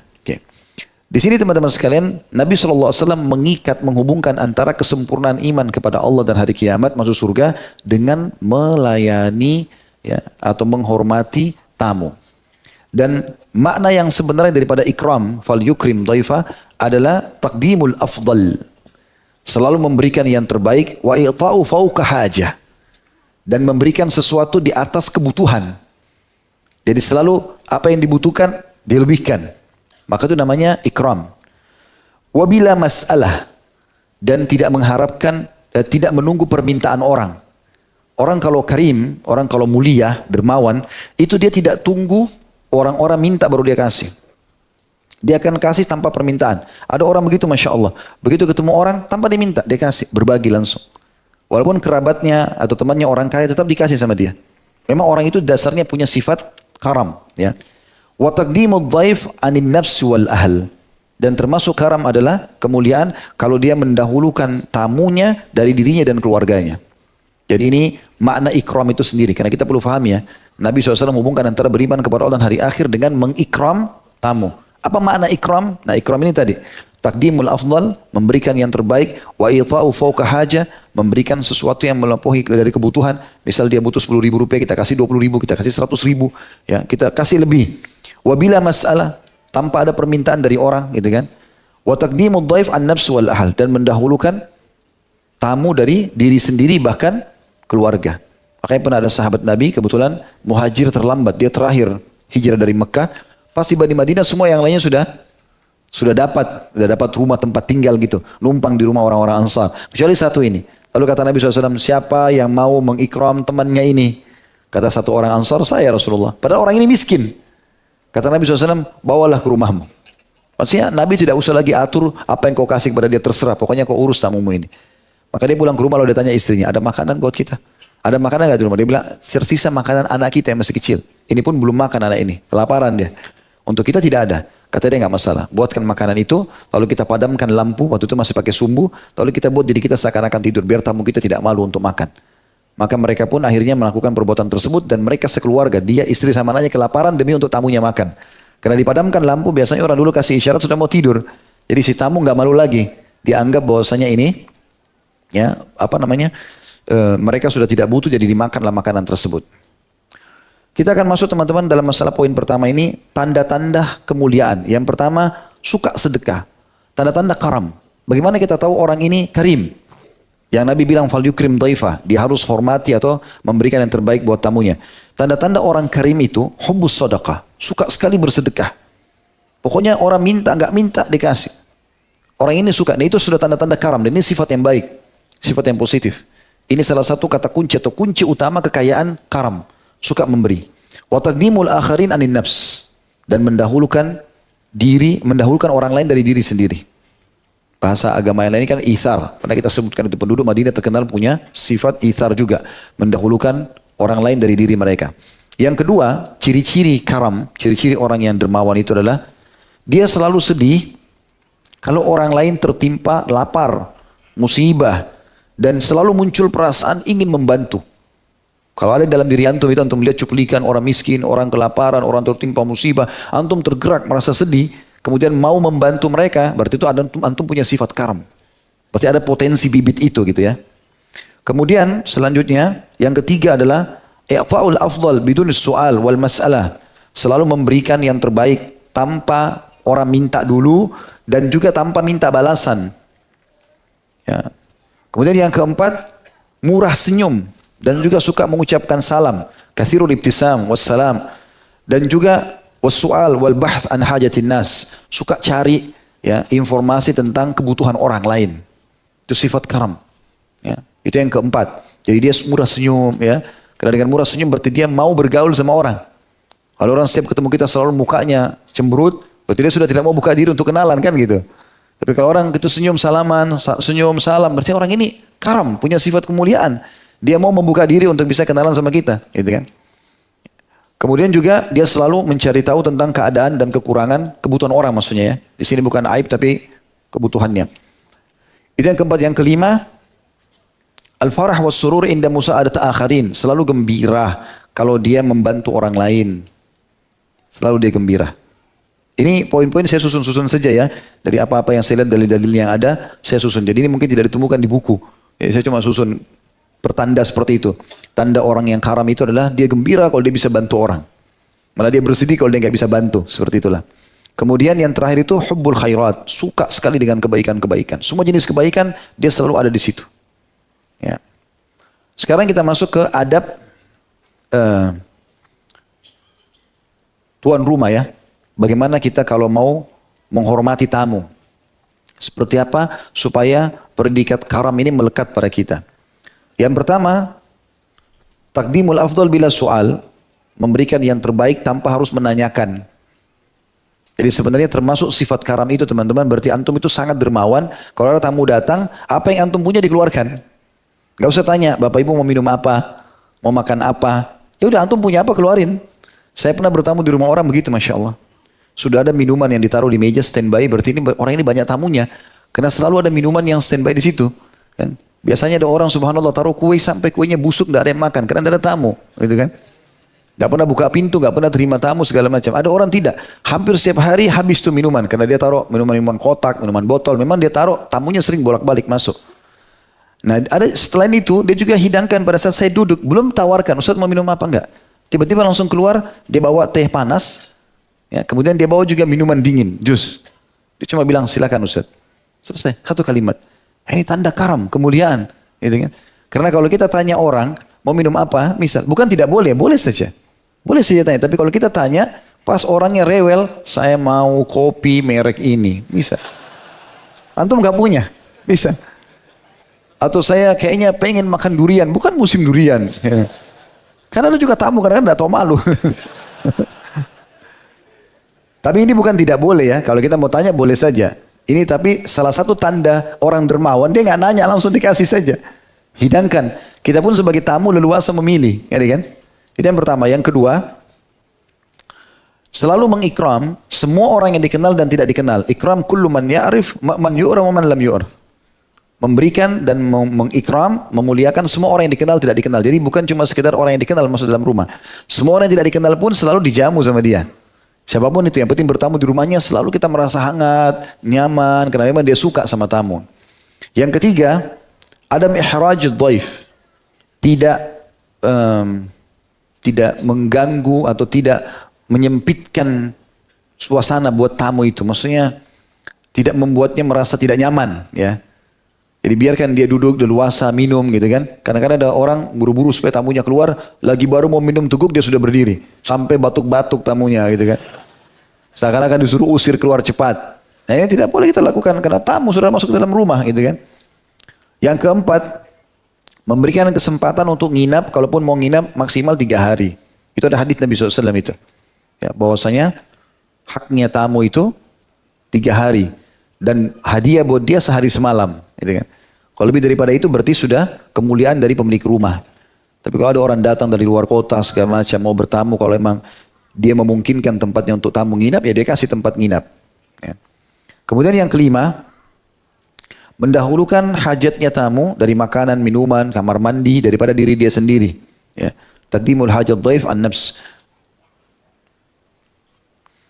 Itu tentang masalah tuan rumah. Ya. Sekarang masalah tamunya sendiri. Kalau kita jadi tamu di rumah orang. Yang pertama adalah memilih waktu yang paling tepat untuk bertamu. Karena tidak semua waktu cocok untuk bertamu. Jangan untuk bertamu di rumah orang jam 12 malam, jam 1 malam gitu kan. Sudah kemalaman. Itu disebutkan poinnya adalah ikhtiar waktu munasib bidhiyafah. Yang kedua, tidak boleh juga membuat pemilik rumah merasa terganggu atau ihraj. Ya. Jadi misalnya ada juga orang mungkin rumahnya cuma 2 kamar, dia sama istrinya padat dengan barang-barang, anaknya juga 1 kamar saja. Memang nggak bisa kita nginap di situ. Kita masih bisa pergi ke penginapan, kita masih bisa pergi ke teman yang lain, kita masih bisa banyak kita bisa kerjakan. Tapi kita nggak lakukan itu. Maka ini tidak boleh. Jangan juga kita membuat tuan rumah itu terganggu, ya. Karena ini juga termasuk kalau misalnya sudah selesai diberi makan, beli minum, kalau kita tidak menginap ya, sebaiknya kita segera pamit kalau hajat kita sudah selesai. Itu poin yang ketiga. Jadi poin yang pertama memilih waktu yang tepat bertamu. Poin yang kedua jangan menyempitkan dan menyusahkan pemilik rumah, tuan rumah. Yang ketiga segera pulang setelah hajat selesai. Ya, ini pernah Allah SWT menegur para sahabat pada saat Nabi SAW setelah menikah dengan salah satu ummahatil mu'minin. Rupanya habis Nabi hidangkan makan, mereka masih duduk ngobrol-ngobrol di situ. Padahal Nabi SAW baru menikah gitu kan. Artinya setelah makan ya sudah pulang. Ini saatnya mereka suami istri untuk berbicara segala macam gitu. Ada orang kadang-kadang tidak mengerti itu. Tunggu di acaranya orang sampai tengah malam gitu kan. Enggak, kita harus paham masalah ini. Dan yang keempat, tidak boleh masuk rumah tanpa izin. Ya. Adam dukhulul bait qabla al-izn ini ya. Tidak boleh masuk ke dalam rumah sebelum izin. Kemudian juga mengetuk rumah tidak lebih dari 3 kali membayar rumah. Ya, sebagaimana sabda Nabi SAW, kalau kalian sedang bertamu maka ketuklah maksimal 3 kali. Kalau lebih dari 3 kali maka pulanglah, gitu kan. Karena mungkin saudaranya tidak mau diganggu atau sedang tidak ada di tempat, gitu. Kemudian yang keenam, tidak boleh masuk ke ruangan manapun, ya. Di rumah itu, selain ruang tamu tadi yang sudah dipersilahkan, tanpa izin pemilik rumah, seperti misalnya kamar mandi, dapur, ya, kamar-kamar tidur. Karena ada orang begitu, subhanallah. Bertamu rumah orang, tuan rumahnya lagi pamit sebentar ke belakang, dia naik sampai ke loteng-lotengnya. Gitu kan. Kemudian yang ketujuh, duduk di tempat yang ditunjuk oleh pemilik rumah. Ya. Ini nggak boleh kita ganti. Jadi maksudnya teman-teman kalau ditawarkan, silakan masuk, masuk. Maka saya pernah begitu bertamu rumah orang, silakan masuk Ustaz, saya masuk. Tapi saya belum duduk, karena belum diperintahkan duduk. Loh kenapa Ustaz tidak duduk? Tadi kan dikatakan silakan masuk. Bukan silakan duduk. Baik silakan duduk Ustaz. Saya tanya, di mana kursi yang saya duduk? Oh di sini. Karena kita jangan main nyelonong duduk, mungkin kursi itu punya dia. Ada kan kursi biasa tuan rumahnya duduk di situ. Itu termasuk adabnya. Yang kedelapan, makan dan minum secukupnya. Ya. Dan itu pun setelah izin. Misalnya ada toples masih ditutup, jangan langsung main buka. Tunggu dulu tuan rumahnya bukain, persilakan baru. Ini tuan rumah kamar mandi sedikit, pulang sudah habis satu toples. Kemudian yang kesembilan, tidak boleh datang mengajak orang lain kecuali dengan izin tuan rumah. Ini sering terjadi ya. Dia mau pergi acara perkawinan atau acara makan. Ayo ikut-ikut. Loh saya kan tidak diundang. Gak apa-apa kan tamu saya. Loh ini gak apa-apa, ini gak boleh. Karena tuan rumah bisa saja menyiapkan porsi yang cukupnya gitu kan. Ini pernah terjadi. Abu Shu'aib radhiyallahu anhu, sahabat Nabi yang mulia. Dalam hadis Bukhari. Pernah beliau mengatakan, ya Rasulullah, datanglah ke rumahku dengan 4 orang. Sahabat anda, berarti 5 orang sama Nabi. Saya akan menyiapkan makanan buat anda. Maka Nabi SAW menerima itu. Lalu Nabi SAW jalan menuju ke Abu Shu'aib habis sholat di masjid. Mengajak 4 orang sahabat Nabi yang lain. Begitu dekat rumah Abu Shu'aib, rupanya ada orang lihat Nabi jalan, dia juga ikut langsung. Mungkin dia niatnya mau ikut itu, mungkin ada informasi apa, wahyu turun, dia juga mau dengar. Kita bersangka baik seperti itulah. Maka waktu dibuka pintu, Abu Shu'aib mengatakan, selamat datang ya Rasulullah. Gitu kan? Kata Nabi SAW, sungguhnya engkau telah mengundang kami berlima. Dan sungguhnya saudara kita ini ikut bersamaku tiba-tiba. Kalau kau mengizinkannya, silakan. Kalau tidak, aku akan menyuruhnya pulang. Kata Abu Shu'aib, aku telah mengizinkannya ya Rasulullah. Maka masuklah. Berarti kan harus dengan izin pemilik acara. Jadi nggak boleh kalau undangan antum sama istri saja ke acara perkawinan, jangan ajak satu kampung ini. Ya. Kemudian yang ke-10, dia harus mendoakan, ya, mendoakan pemilik rumah yang telah mengikram dia. Kan banyak hadis-hadis Nabi berhubungan dengan masalah itu ya. Di antaranya hadis-hadis Nabi itu seperti doa dalam hadis Abu Daud dengan sanad sahih, aftar indakumus shaimun. Ya, semoga kalian mendapatkan pahala membuka puasakan orang-orang yang puasa. Wa akala ta'amukumul abrar, dan semoga makanan-makanan yang kalian berikan dimakan oleh orang-orang yang patuh. Wa sallat alaikumul malaika, dan semoga para malaikat mengucapkan salam untuk kalian, maksudnya mendoakan kebaikan. Di antara juga riwayat Imam Muslim, Nabi SAW membaca Allahumma at'im man at'amani wasqi man saqani.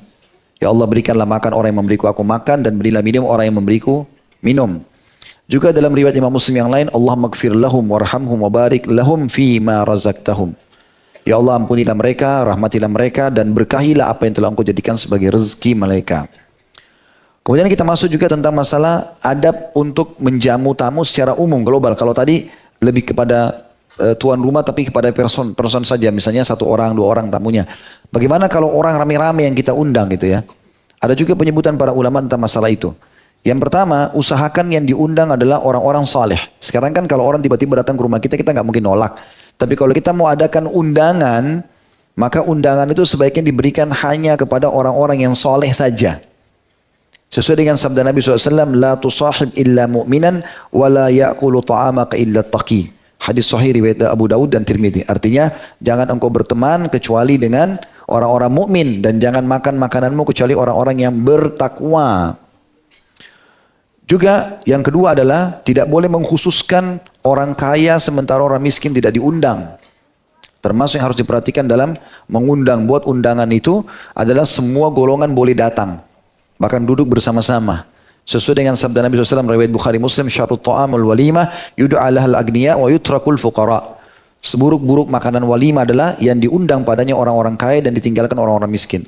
Artinya kalau dia tidak fokus ke orang kaya saja, maka itu sudah baik. Semua golongan boleh datang. Yang ketiga, berusaha menyambut tamu dengan baik. Tarhibud dhaif. Kemudian memperlihatkan wajah yang surur, yang bahagia. Ya. Menyambut mereka gitu ya. Tarhib ini kalimat rahab artinya menyambut dengan baik. Silahkan datang, selamat datang. Di antaranya sunnah Nabi SAW waktu beliau melihat ada utusan dari Abi Qais datang. Maka Nabi SAW mengatakan, marhaban bil wafdil ladhi ja'a ghaira hazaya wala nadamah. Hadis Bukhari. Selamat datang para utusan ya, yang telah datang kepada kami tanpa ada kehinaan dan juga tanpa penyesalan. Nanti kita menyambut mereka, selamat datang, mari silakan masuk Pak, Bu, dan seterusnya kita sambut mereka, menunjukkan kegembiraan dengan datangnya tamu-tamu. Sehingga tamu itu bisa betah, mereka tidak malu dan seterusnya gitu ya.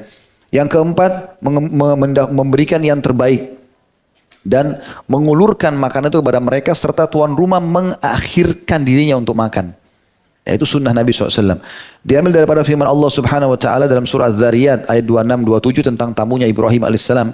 Beliau mendapat julukan Abu Dhifan, ya, bapaknya para penjamu tamu. Karena Ibrahim alaihissalam tidak pernah makan kecuali beliau pasti panggil orang yang lewat depan rumahnya untuk makan bersama gitu. Ya. Dikatakan dalam firman Allah SWT ini, a'udzubillahi minasyaitonir faragha ila ahlihi faja'a bi'ijlin samin faqarrabahu ilaihim qala ala ta'kulun. Maka pada saat tamu-tamu Ibrahim itu datang, maksudnya para malaikat, tapi Ibrahim AS waktu awal tidak tahu kalau itu malaikat yang akan menghancurkan kaum Lut, ya. Datang mampir jadi tamunya Ibrahim dulu, tapi dalam poster manusia. Lalu Ibrahim AS langsung pergi ke keluarganya, menyembelih seekor anak sapi yang gemuk, lalu mendekatkan pada mereka, lalu mengatakan, makanlah, kenapa kalian tidak makan? Ayo silahkan makan, seperti itulah. Dan juga Nabi SAW bersabda, sesungguhnya pemilik acara atau pemilik hajat itu, pemilik tamu atau rumah, ya, adalah orang yang terakhir memberi atau yang makan.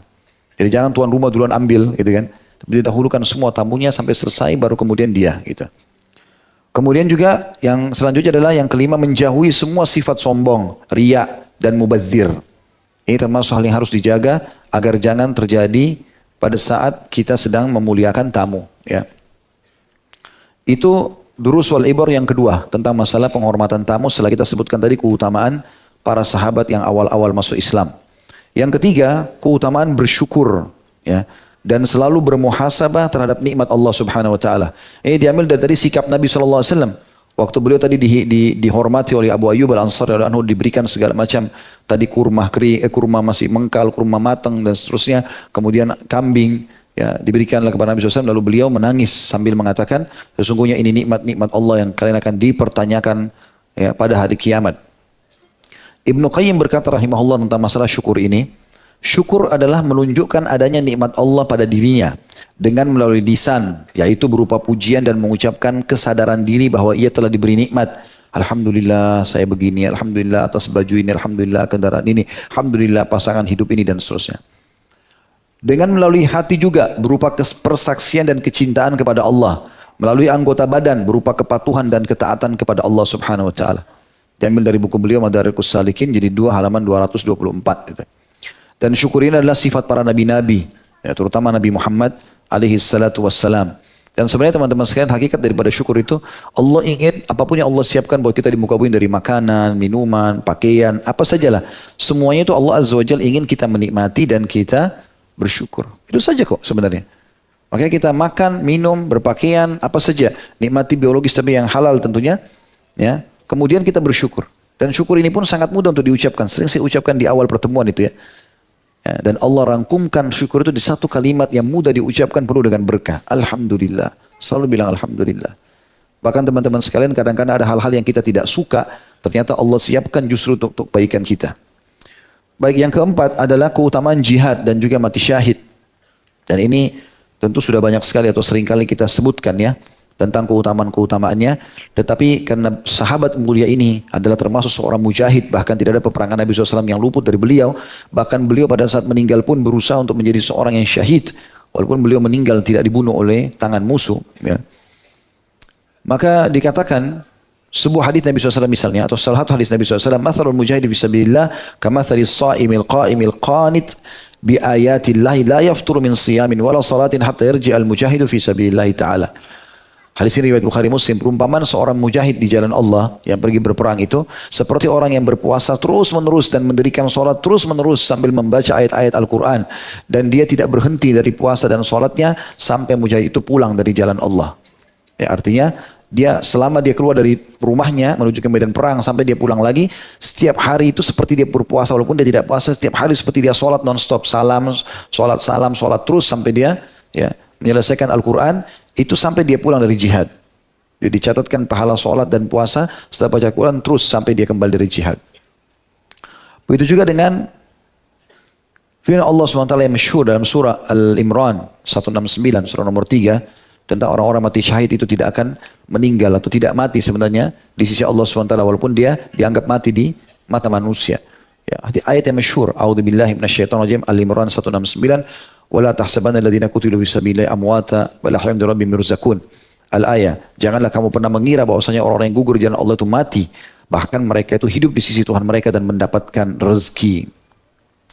Lalu Nabi SAW mengatakan, sungguhnya dalam hadis sahih, ruh-ruh para syuhada ada di dalam tembolok burung hijau. Baginya ada lentera-lentera yang tergantung di arsh. Ya, ada tempat-tempat bergelantungan di arshnya Allah. Mereka bebas menikmati surga sekehendak mereka. Kemudian singgah pada lentera-lentera itu. Kemudian Rabb mereka memperlihatkan diri kepada mereka dengan jelas. Lalu bertanya, apa yang kalian menginginkan? Apakah kalian menginginkan sesuatu? Mereka menjawab, apalagi yang kami inginkan sedangkan kami bisa menikmati surga dengan sekehendak kami. Rabb mereka bertanya lagi sebanyak itu 3 kali, maka tak kala mereka merasa bahwasanya mereka harus minta sesuatu, maka mereka mengatakan, wahai Rabb kami ingin ruh kami dikembalikan ke jasad-jasad kami sehingga kami dapat berperang di jalanmu sekali lagi. Maka tak kala Allah melihat bahwasanya mereka tidak mempunyai keinginan kecuali itu, maka mereka ditinggalkan. Maksudnya tidak lagi ditanya. Ya, ini hadis riwayat Imam Muslim. Dan juga mereka teman-teman sekalian dalam hadits Nabi SAW yang lain, tidak ada orang masuk surga lalu ia menginginkan kembali ke dunia. Orang kalau sudah masuk surga tidak lagi mau kembali dunia. Tidak ada satupun yang mau kembali dunia. Kecuali kata Nabi SAW, mujahid atau orang yang mati syahid. Ya. Karena dia bercita-cita untuk kembali ke dunia, kemudian dibunuh berulang sampai 10 kali. Setelah dia melihat besarnya kemuliaan mati syahid. Hadis Bukhari Muslim. Jadi subhanallah orang-orang yang mati syahid itu teman-teman. Semoga insya Allah catatkan kita termasuk ini. Ini orang yang mati syahid itu, dia berharap kembali ke dunia untuk ditusuknya itu, untuk dipenggalnya itu, untuk dibomnya itu dan seterusnya. Dia berharap itu, bukan berharap kembali perangnya, berharap pada saat proses kematian yang memang umumnya manusia takuti. Subhanallah, padahal itu prosesnya hitungan detik saja. Ya, tusuk mati selesai, tembak mati selesai. Tapi semuanya apa yang Allah janjikan ada pada dia.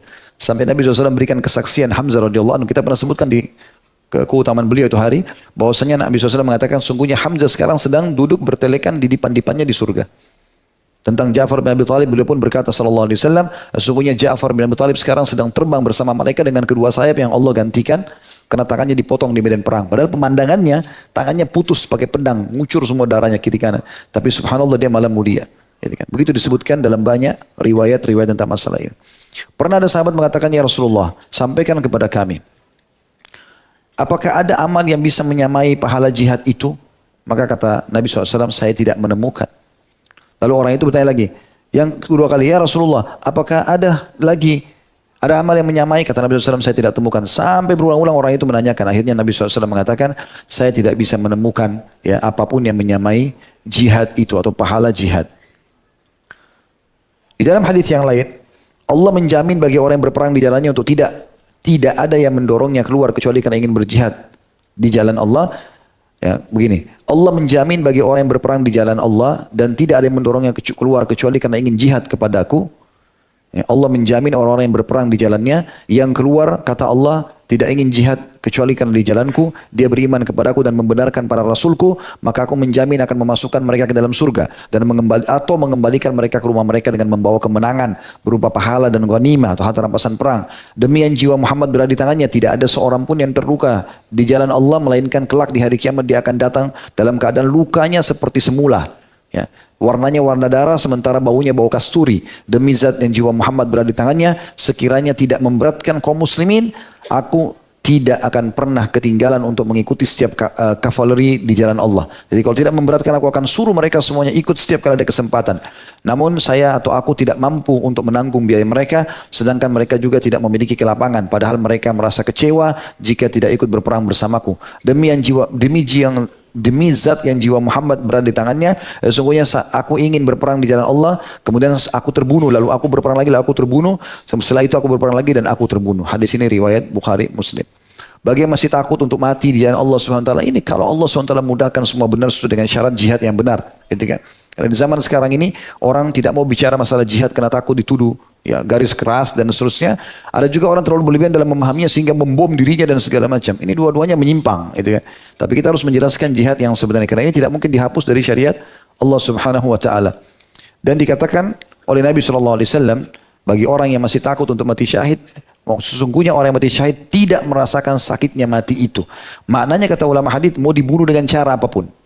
Mau itu cara dibakar kah, mau ditusuk kah, mau dicincang kah, pokoknya semua orang mati syahid tidak akan merasakan sakitnya mati dibunuh, kecuali sebagaimana salah seorang dari kalian merasakan sakitnya digigit semut saja.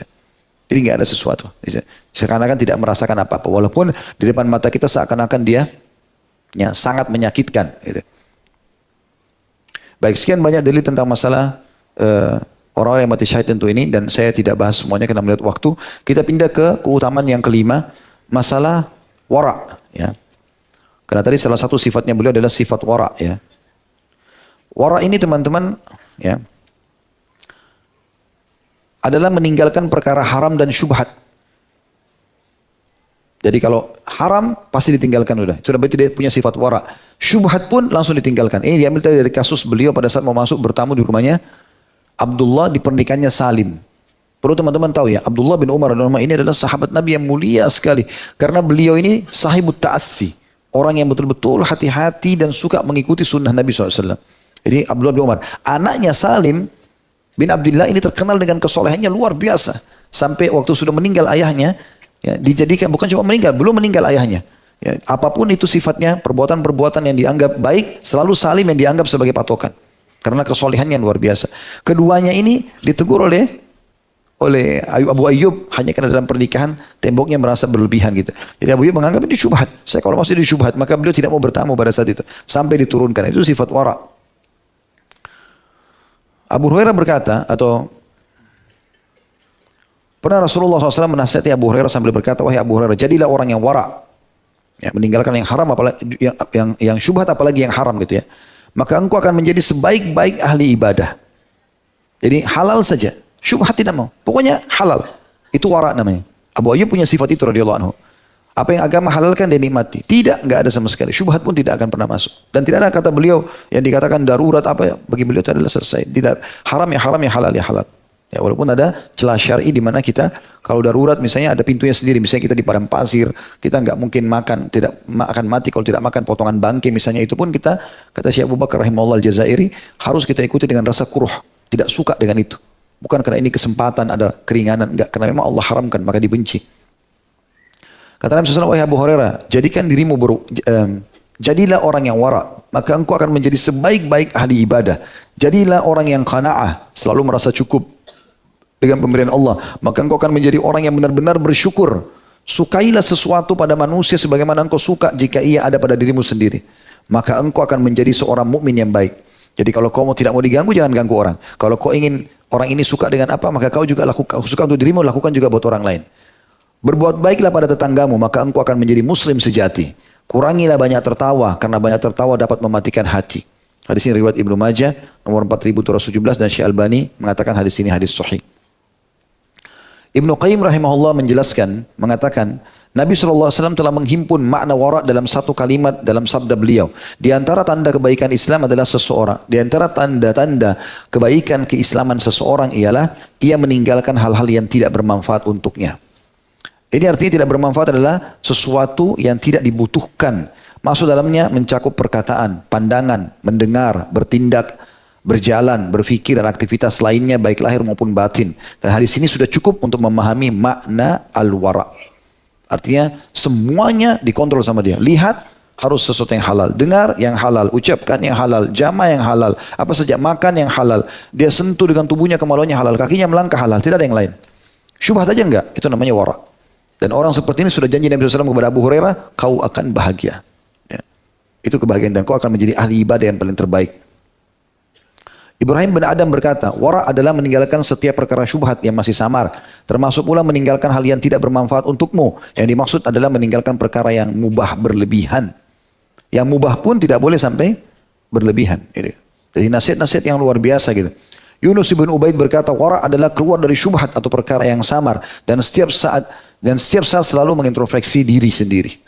Jadi jangan sampai ada yang salah nih, gitu kan? Seperti itulah. Ibnu Rajab mengatakan, makna wara masuk dalam hadis Nabi SAW, da' ma yaribuka illa ma la yaribuk. Tinggalkanlah hal yang meragukanmu kepada hal yang tidak meragukanmu. Hadis riwayat An-Nasai. Ibnu Rajab juga berkata, Ya, bahwa sebagian tabi'in berkata, aku meninggalkan dosa selama 40 tahun lamanya, akhirnya aku mendapati sifat wara. Jadi ini semua nasihat-nasihat yang sangat luar biasa. Dan khusus masalah wara kita tutup dengan perkataan Imam Nawawi rahimahullah. Beliau mengatakan jika muncul keraguan akan halal dan haramnya sesuatu, sedangkan tidak ada dalil jelas tegas, tidak ada ijma', lalu yang punya kemampuan berijtihad, ya. Lalu yang punya kemampuan berijtihad, ia berijtihad dengan menggandengkan hukum pada dalil, lalu jadilah ada yang halal, namun ada yang masih tidak jelas hukumnya, maka sikap wara adalah meninggalkan yang masih meragukan tersebut. Sikap wara seperti ini termasuk yang disabdakan oleh Nabi SAW, barang siapa yang selamat dari perkara syubhat, maka ia telah menyelamatkan agama dan kehormatannya. Selanjutnya teman-teman, yang keenam adalah keutamaan orang yang mempertahankan sunnah Nabi SAW. Dan ini punya kedudukan tersendiri, sebagaimana tadi beliau berkata kepada Marwan, ya, kalau aku telah sholat bersama Nabi SAW dan aku mengetahui apa yang beliau kerjakan. Kalau perbuatanmu sesuai dengan apa yang Nabi SAW lakukan, kami akan dukung. Kalau tidak sesuai, maka kami akan memerangi atau menyelisihimu. Dan ini termasuk keutamaan tersendiri tentunya. Ya. Mempertahankan sunnah Nabi SAW adalah bagian daripada agama. Baik untuk mempertahankan buat diri sendiri, atau mempertahankannya, atau membelanya pada saat orang mengolok-oloknya. Seperti banyak orang yang mengolok-olok sunnah-sunnah Nabi. Ya, masalah perceraian di tangan laki-laki, kenapa harus ada poligami, kenapa harus berjenggot, kenapa harus pakai jilbab, kenapa harus begini dan begitu. Maka ini tentunya adalah mempertahankan sunnah Nabi SAW. Dan ini sangat baik. Dan tidak boleh sama sekali seseorang itu mempermainkan sunnah-sunnah Nabi SAW walaupun hanya bercanda saja. Karena Allah Subhanahu Wa Taala telah memvonis orang-orang munafik di dalam surah At-Taubah ayat 64 sampai 65 pada saat mereka mengolok-olok, ya, instruksi Nabi SAW, maka Nabi tanya, kenapa kalian lakukan? Mereka mengatakan, innama kunna nakhudu wa nal'ab. Kami dulu cuma main-main saja. Maka Allah suruh jawab, qul abillahi wa ayati wa rasulun kuntum tastahzi'un. Apakah pada Allah, Rasulnya, dan juga ayat-ayatnya engkau mengolok-olok? La ta'tadiru qad kafartum ba'da imanikum. Jangan pernah kalian minta maaf karena kalian telah kufur setelah keimanan kalian. Jadi harus hati-hati teman-teman sekalian. Kita kalau belum bisa menjalankan salah satu dari perintah agama Islam, jangan kita ikut-ikutan untuk menghinanya. Paling tidak kita berdoa kepada Allah supaya satu waktu kita bisa mengerjakan. Puji teman kita itu mengatakan, Masya Allah kau sudah bisa tutup aurat sempurna ya. Masya Allah kau sudah bisa begini dan begitu ya. Kita puji dia dan tidak boleh sama sekali kita melakukan hal yang lain. Jangan malah mengolok-oloknya. Ibnu Taimiyah berkata rahimahullah, memerintahkan kepada sunnah dan melarang dari perbuatan bidah adalah merupakan bentuk amar ma'ruf nahi mungkar. Dan ini adalah seutama-utama amal saleh. Dan sekian banyak statement berhubungan dengan masalah itu tentunya. Kemudian yang ketujuh adalah keutamaan menuntut ilmu. Dan ini tuh bahasanya sangat panjang. Saya akan sebutkan saja beberapa hal-hal yang perlu digarisbawahi berhubungan dengan masalah ini. Bagaimana beliau, ya, menuntut ilmu sampai ke Mesir untuk memastikan sebuah hadis, ya. Hanya untuk memastikan sebuah hadis saja beliau harus pergi ke Mesir, dan ini banyak keutamaannya. Di antaranya yang harus kita nukil atau kita sampaikan adalah orang yang sering menuntut ilmu. Keutamaan pertama menuntut ilmu. Orang yang sering menuntut ilmu, maka dia pasti nanti sampai pada sebuah titik menjadi ulama muslimin. Kalau dia selalu menuntut ilmu dari hari ke hari berlalu, ujungnya akan banyak ilmunya. Dan dia akan masuk dalam firman Allah Subhanahu wa taala dalam surah Fatir ayat 28. A'udzubillahi minasyaitonir rajim. Innama yakhsyallaha min ibadil ulama. Sesungguhnya yang takut kepada Allah hanyalah para ulama itu. Dan mereka adalah dikatakan di sini takut, ya, kata para ulama, man kana billahi a'raf kana lillahi akhwaf. Siapa yang paling mengenal Allah, pasti dia adalah orang yang paling takut kepada Allah Subhanahu wa taala. Belum lagi sabda Nabi SAW yang kedua, yang dia manfaatnya selain dia bisa jadi ulama, dia juga akan dimudahkan jalan menuju ke surga. Ya, sebagaimana sabda Nabi SAW, man masa tadikan yantamisu fi ilman, sahalallahu lahu tariqan ilal jannah. Siapa yang menempuh jalan menuju nuntut ilmu, maka Allah mudahkan jalan menuju ke surga. Maksudnya, dia pasti akan lebih mudah untuk masuk ke dalam surga itu. Dan kata Imam Syafi'i rahimahullah, tidak akan pernah bertemu antara menuntut ilmu itu dengan waktu yang pendek. Ya. Kemudian sifat yang malas, ya. Tidak akan bertemu semua itu. Jadi teman-teman tidak bisa belajar ilmu itu dengan sekali dua kali pertemuan. Kita harus duduk terus belajar sampai pada tingkat nanti ilmu itu sudah banyak dengan sendirinya. Dan tidak akan pernah bertemu antara ilmu dengan tidak dipraktikkan. Karena ilmu itu harus dipraktikkan sehingga dia bisa berbekas dalam kehidupan kita. Ya. Dan yang terakhir adalah ini tentu kita seringkaskan saja, orang yang menuntut ilmu itu berarti dan dia mau ingin seperti hadir di majelis seperti ini atau dia sibuk dengan ilmu menulis, apalah mengisi pengajian atau dia hadir di pengajian sampai dia betul-betul peduli dengan ilmu itu, berarti Allah ingin kebaikan buat dia. Sebagaimana sabda Nabi SAW, "Man yuridillahu bihi khairan yufaqihu fid din." Siapa yang Allah inginkan kebaikan baginya, pasti Allah akan menunjukkan kepadanya jalan yang baik. Kemudian yang terakhir teman-teman sekalian, keutamaan memberikan nasihat, ya. Tentu ini keutamaan ilmu sudah tidak asing lagi ya. Banyak sekali bahasan kita berhubungan dengan masalah itu, cuman saya tambahkan sedikit saja. Nasihat ini teman-teman sekalian adalah hal yang sangat dianjurkan di dalam agama Islam. Sebagaimana sabda Nabi SAW, "Ad-dinun nasihat." Agama ini semuanya intinya adalah nasihat. Ya. Dan kita harus saling menasihati satu sama yang lain.